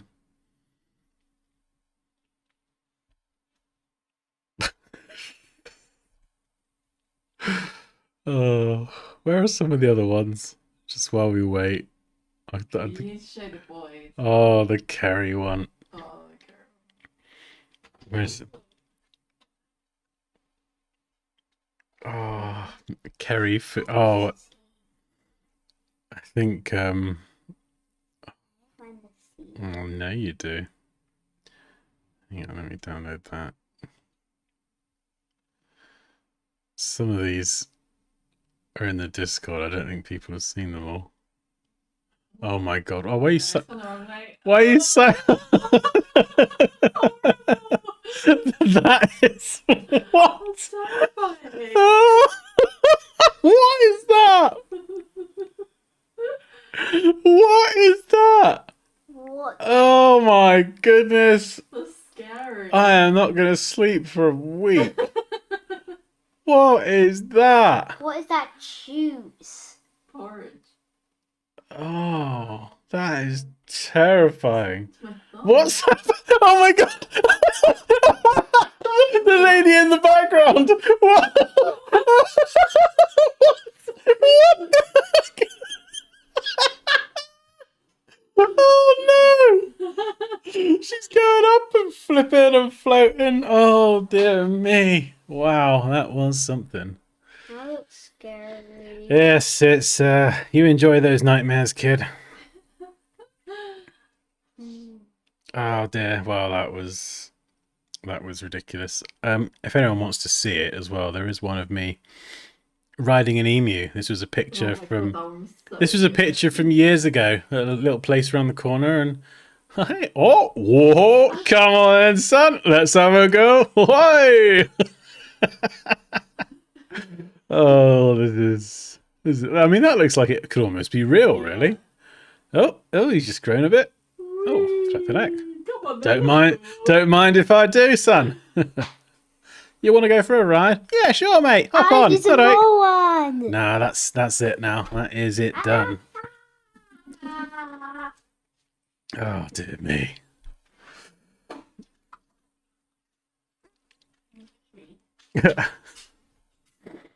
Yeah, utterly. That probably is. That probably. Yeah, I didn't think Raquel. I didn't think that. Oh yeah, there is actually someone else in the background there. Oh well, what's done is done. It's fine. We'll just clip that off the stream. Oh, do I? Where is it? Hang on. Can you... I don't know where it is. Oh dear. Mike. Well, hey, I'm glad that since I was away, the level of shenanigans has increased. Oh, Mike, it's just out of control. Oh no! Hang on, let me open up Envato. You can view your history, actually.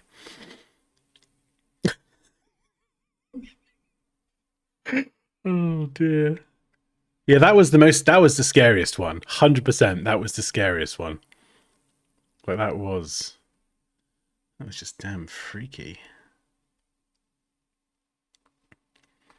Oh, I don't know if... Actually, there's a few here that I think a lot of people haven't seen.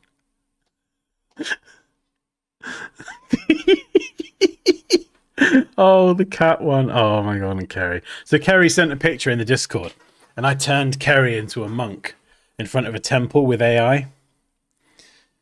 And what it did next was just absolute magic. Where is it? Where have you gone, Kerry? There you are. Oh, I just love this so much. What am I?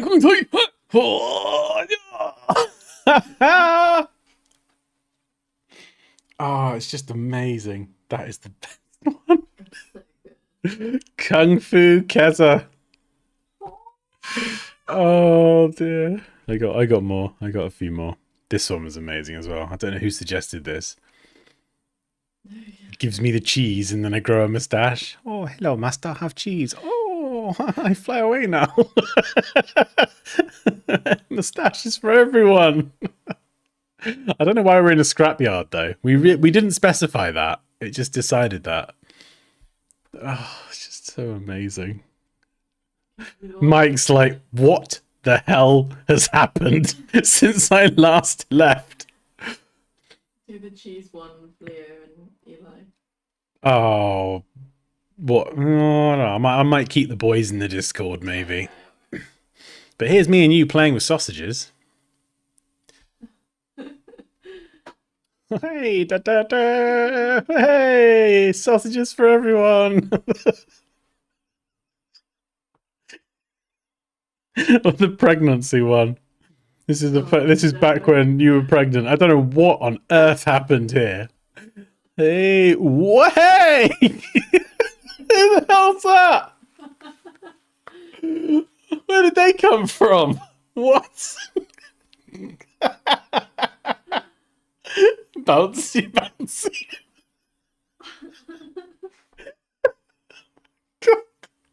Oh no. Yeah, do you know what? I gotta quit design. This is my new job now. Just doing AI.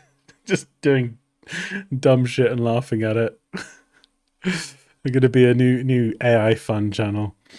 Oh dear. Yeah. Oh, it's just too funny. What would be really funny would be to get a few pictures of all of you and then just Photoshop them together into some or like like I don't know, if I got a picture of like I don't know, Nick, Raquel, Moosh and Mike or whoever and just put them into a thing and then got ChatGPT to generate a proper AI picture, then make it do something. Just All having a party. and all us all having a party and there's cheese everywhere. Something really stupid. Oh, goodness me. I want to do one more. This is just too fun. We could do a whole stream on this. I might have to make a phone call to Envato and be like, please, All the can I get some more credits? It's just not enough. Can you buy more credits? I don't know. I really do hope not. That could be such a problem. Oh dear. Do one with the K-pop demons. K-pop demons. I'm just going back through pictures on my phone.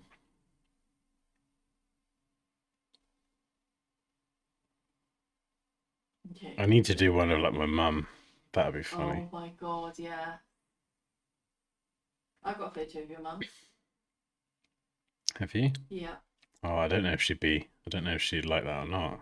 She'd love it. Do you think she'd find it funny? Yeah, she'd find it hilarious. Oh my god, I've got. Oh, we could do. I've got some of the cats.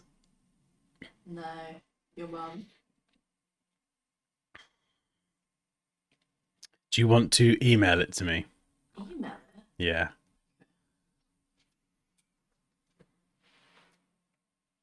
Oh dear This me. is a good one.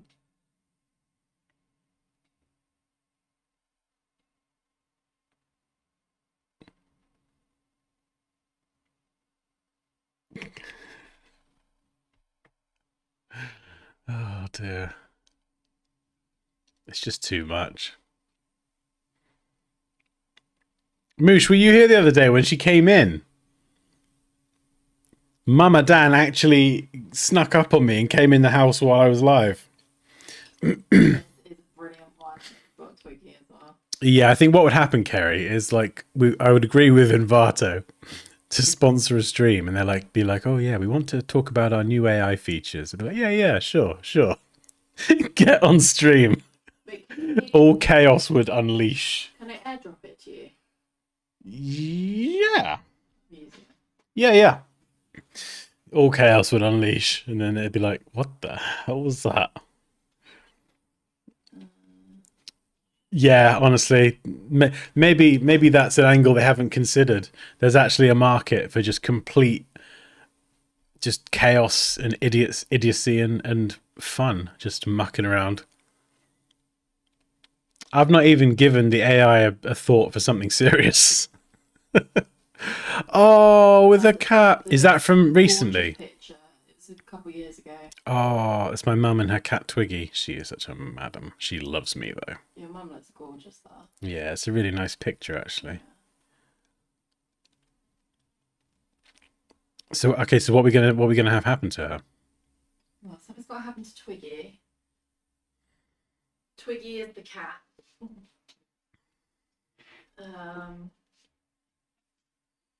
Twiggy the cat.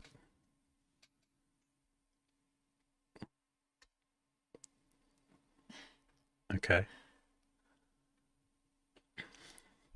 I feel like this is going to be a good one. Yeah, we've got to think of something really good. I think if you Dansky's face is Thomas, engineer. Oh, goodness me. Oh my god. That'd be terrifying. Oh, dear.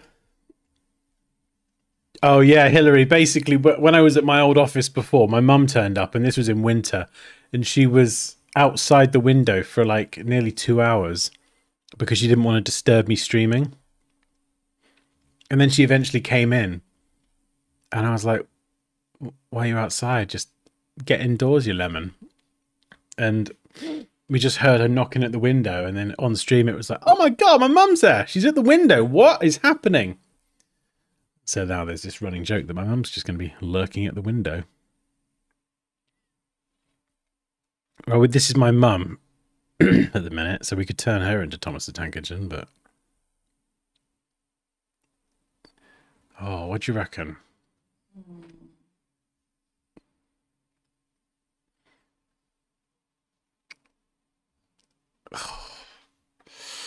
What?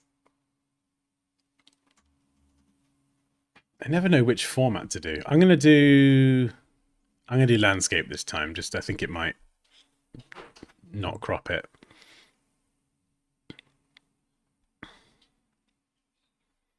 The cat turns into a leopard because she is part leopard or whatever, Bengal. The cat turns into a leopard. And I feel like everything's going to be grow a moustache. And, oh my god, very on theme. Starts. Your mum's calling me. No way, she is not. What? No way. Hello? That's so weird. That is so weird. Hey? We're on stream. I was going to say, we're talking about you on stream, mother. We're talking about you. We're not just talking about We're you. doing something. We're doing something to you and your cat. The cat turns into a leopard. No, don't put her on Say speaker. hello to everyone. Hello, everyone except Dan and Poppy. That's not very nice. Raquel can't believe it. She's here. We were just Hello, talking about her. Raquel. What are they, Raquel? I trust you. What are they doing to my face? Right. So you know, I turned my I turned my son into a cheese the other day. Yes. Well, I've got a lovely picture of you and Twiggy, and so far, I've got the It's a cat beautiful turns into picture. a leopard, and starts. I was going to put starts wielding a lightsaber. What else would you like to happen? Anything can happen in this reality. I would like a Donkeys. donkey to come round the corner. A flying donkey? A talking donkey. Or there's no sound on it, but I'll put Okay, a donkey with a smiley face. and a donkey. Oops, with a smiley face. Does what? Flies over your head? Yeah, could do that. But can I also have a squirrel with sunglasses, please? Flies over their heads, and then what? Where's the squirrel fit into this? Well, the squirrel's just observing. He's got his sunglasses and he's observing the fox who's painting a picture. Meanwhile, there's hang on, there's a squirrel. What was it? He's got his sunglasses on. Wearing but sunglasses. Where are they? They're on his face. No, I didn't say where are they. I said, meanwhile, there's a squirrel wearing sunglasses. Yeah, but he's secretly observing behind the sunglasses a fox. Secretly observing a fox. Yeah. Anything else? What can the fox be doing? There's no rush. Honestly, take your time. It's not like I've got anything better to do. I think because the fox knows that the squirrel's secretly watching him, I think he's dancing. Who's The squirrel. the fox is dancing, Yeah. and the fox is dancing. Yeah, like a position. I know you can't animate it, but just a position like he was dancing. What's happening to you though? Are you looking shocked or happy? Oh, well, I'm another donkey in Shelter too. Or so you turn into a donkey? No, I'm already one, Poppy. What you see of the me isn't the real me. The real me is a donkey. So far, with what we've got is the cat turns into a leopard and starts Yeah. wielding a lightsaber, and a donkey with a smiley face flies over their heads. Meanwhile, there's a squirrel wearing sunglasses, secretly observing a fox, and the fox is dancing. And then Yeah. the lady turns into a donkey. And then the lady turns into a donkey. Am I the lady then? Well, Yeah, apparently. AI Yeah. doesn't know your name. Do you want to see this happening? Yes, please. Okay, I'm going to send you a link. Hang on, let me just got to open up my messages. Bear with me, guys, 1 second. I'll be back in a sec.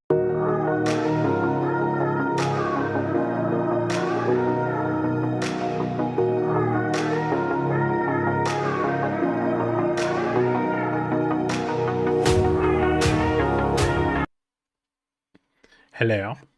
Right, I'm just sending it to you. This is a link to the stream. Right. Right, let's get this processing. Oh my god.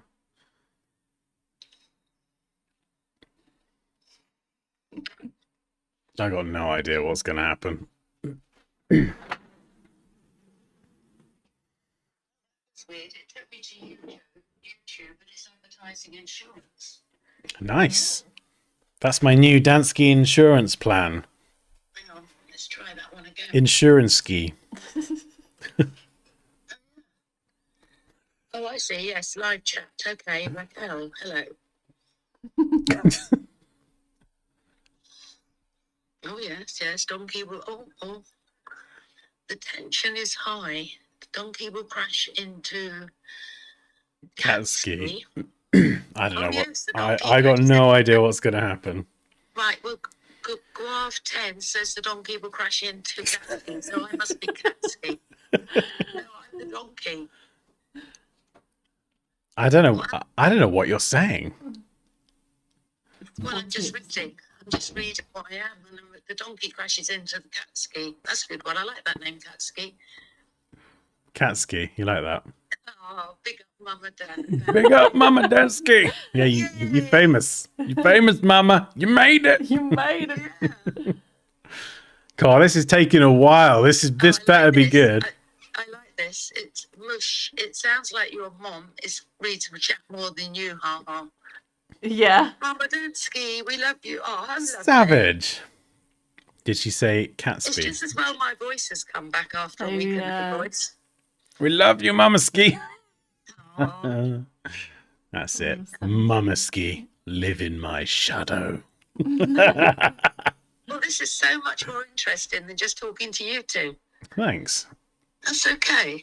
It has to digest the full script. I know, Mike, I was thinking, oh, is she going to bloody stop in a minute? Is she going to get me to write a book here? Oh my God, please. What's he going to do? Oh my god. What? Yeah. What are you laughing at? Is it showing on the screen? Yeah. Oh no. What? Can you not see?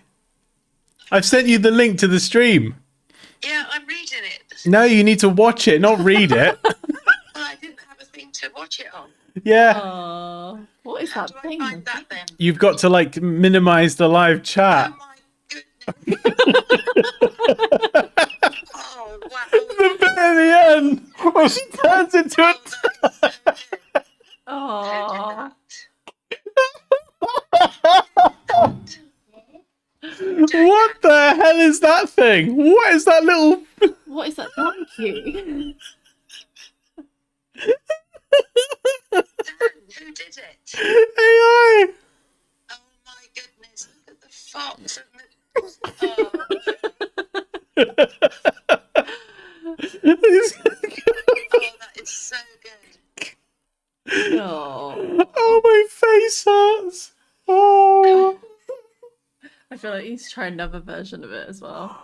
Oh, no. I need to go and eat something. I think that's boxes on something. Or we could try a slightly refined Yeah. version. Should we have a simpler prompt? Yeah.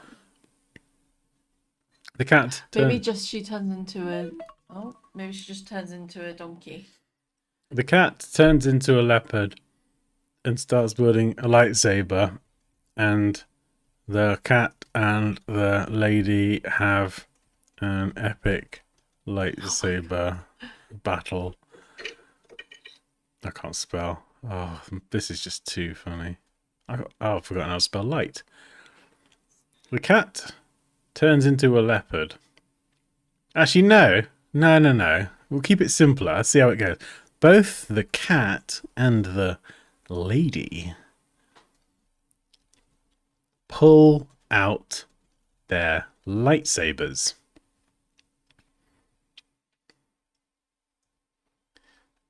And the cat has a red lightsaber. The lady has a blue lightsaber. And the cat and the lady have an epic lightsaber battle.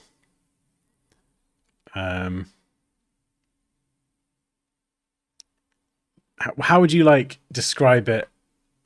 Like blocking and like strikes and do you know what I mean? Like clashing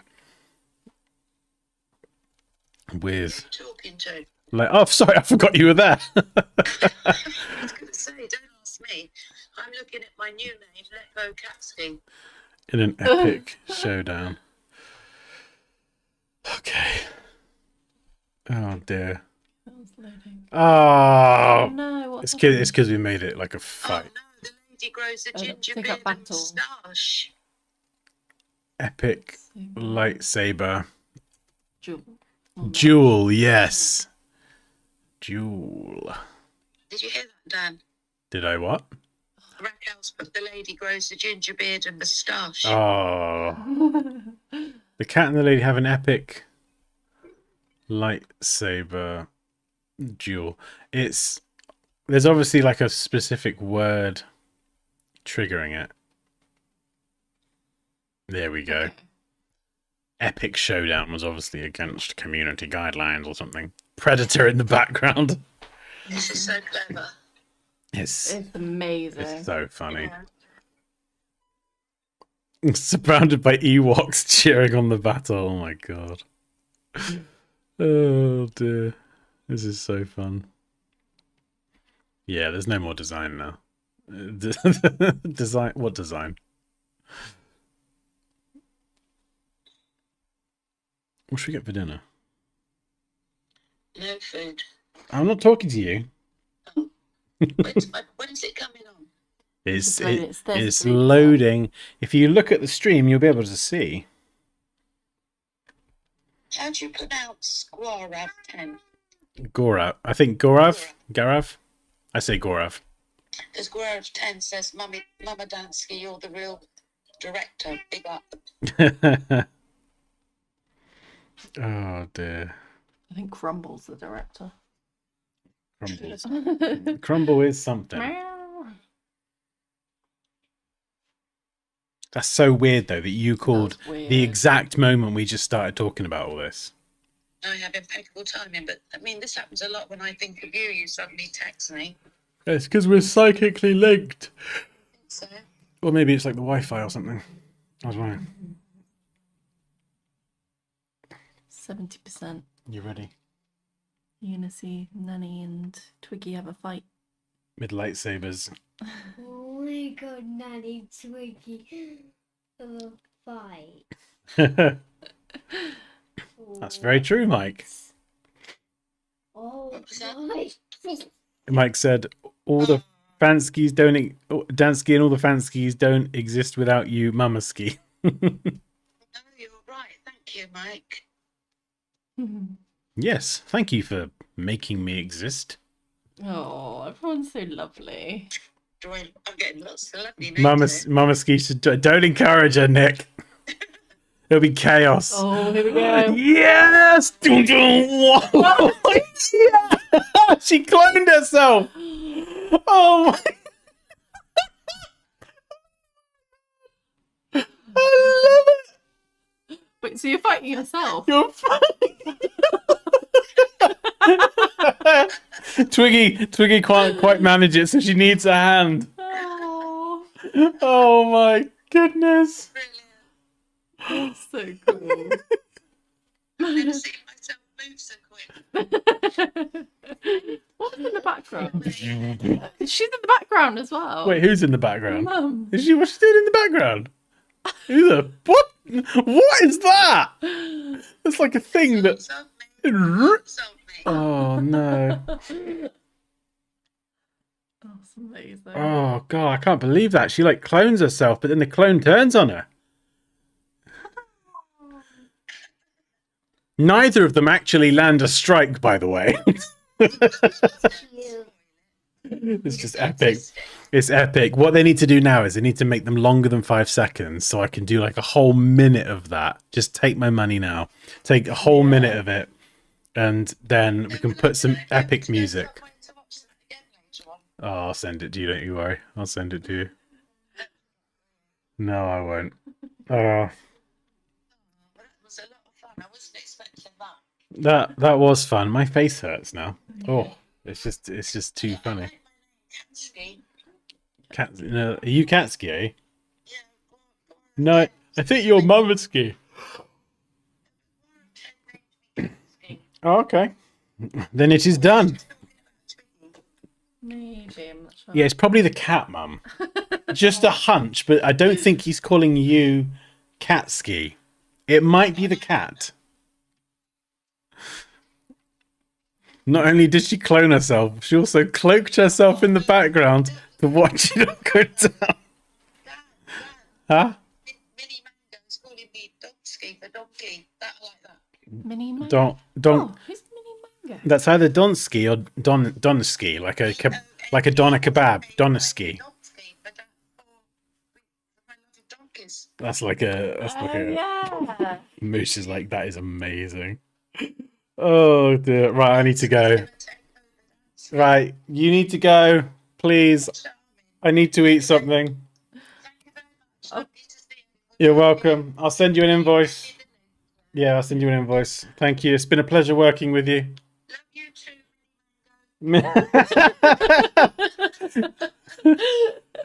Oh, Oh, we love you.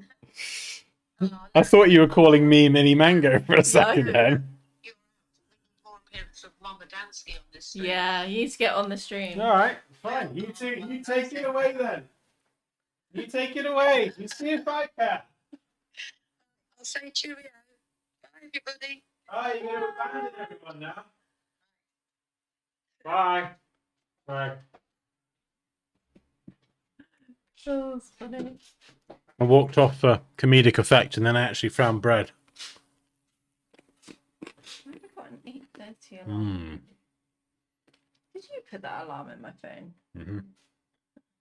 Mm. That was days ago. It always feels weird trying to mention and promote the courses after just being an absolute idiot for 20 minutes. It just doesn't feel right. But segueing back to logo design, just briefly. Yeah, that's good. Come on, that is good. It's very good. Oh, that's changed from earlier. You were like, "This is okay," or some rubbish. It's very okay. Go for it. I don't think I got it in me. Go for If you want to learn Photoshop or Illustrator with me, I've got my full bundles. Beginner through to the most advanced stuff I can teach is 50% off until the 31st of August. So if you want, it is insane to be fair. insane. So if you want to learn with me, It's the biggest sale you've ever done. it is. Summer sale. Yeah, that's where they are. And I edited because I'm great. So they're extra great. Anything else you want to add? Um, Any more self-praise you want to get in there? No, please. it's The great stage because, is like, yours. I think I did most of the work. In fact, you know what? You tell everyone why they should enroll in my course. Because it's great. Because you edited it. Yeah. And because I had to go through blood, sweat, and tears to edit it. because I'm just sick of his voice. So what you're saying is they should enroll in my course because you edited it, you suffered, and you're sick of my voice. Yeah. That's a great angle. It's very I love good. it. I learned a lot through my tears. Nice. I thought you're sort of bringing it back then. What did you learn though? Stuff about shadowing and pencil tools. You said pencil tool a lot, and I had to edit out lots of burps, but there might be a burp or two left in. I'm not sure. There was one burp There actually, and was someone one. pointed it I out. think it was Daniel. David did. Oh, was it David, David? Oh, it was yeah. so funny. Yeah, I was like, oh my god. Yeah. It was a lot, but it was really good. Is that it? And I mean, if you actually went through the course that you left a review for, you could talk about it in more detail. oh yeah, it was smooth like butter from the Himalayan goats I thought they were from Switzerland. in Switzerland. They were deported. They were deported. To Deported Himalayas. goats from the Himalayas to Switzerland. Oh, dear me. Well, anyway, I think you said everything that needs to be said about the courses, really. I think you covered everything. You hit every beat. Oh yeah, I was in the basement slaving away, Yeah. and he did get me girt wings every now and again, but None of this is an incentive. None of this is a reflection of the course. None of this reflects the quality of the course. All I've heard so far is I suffered, he got me chicken, and I edited through the tears. Link below.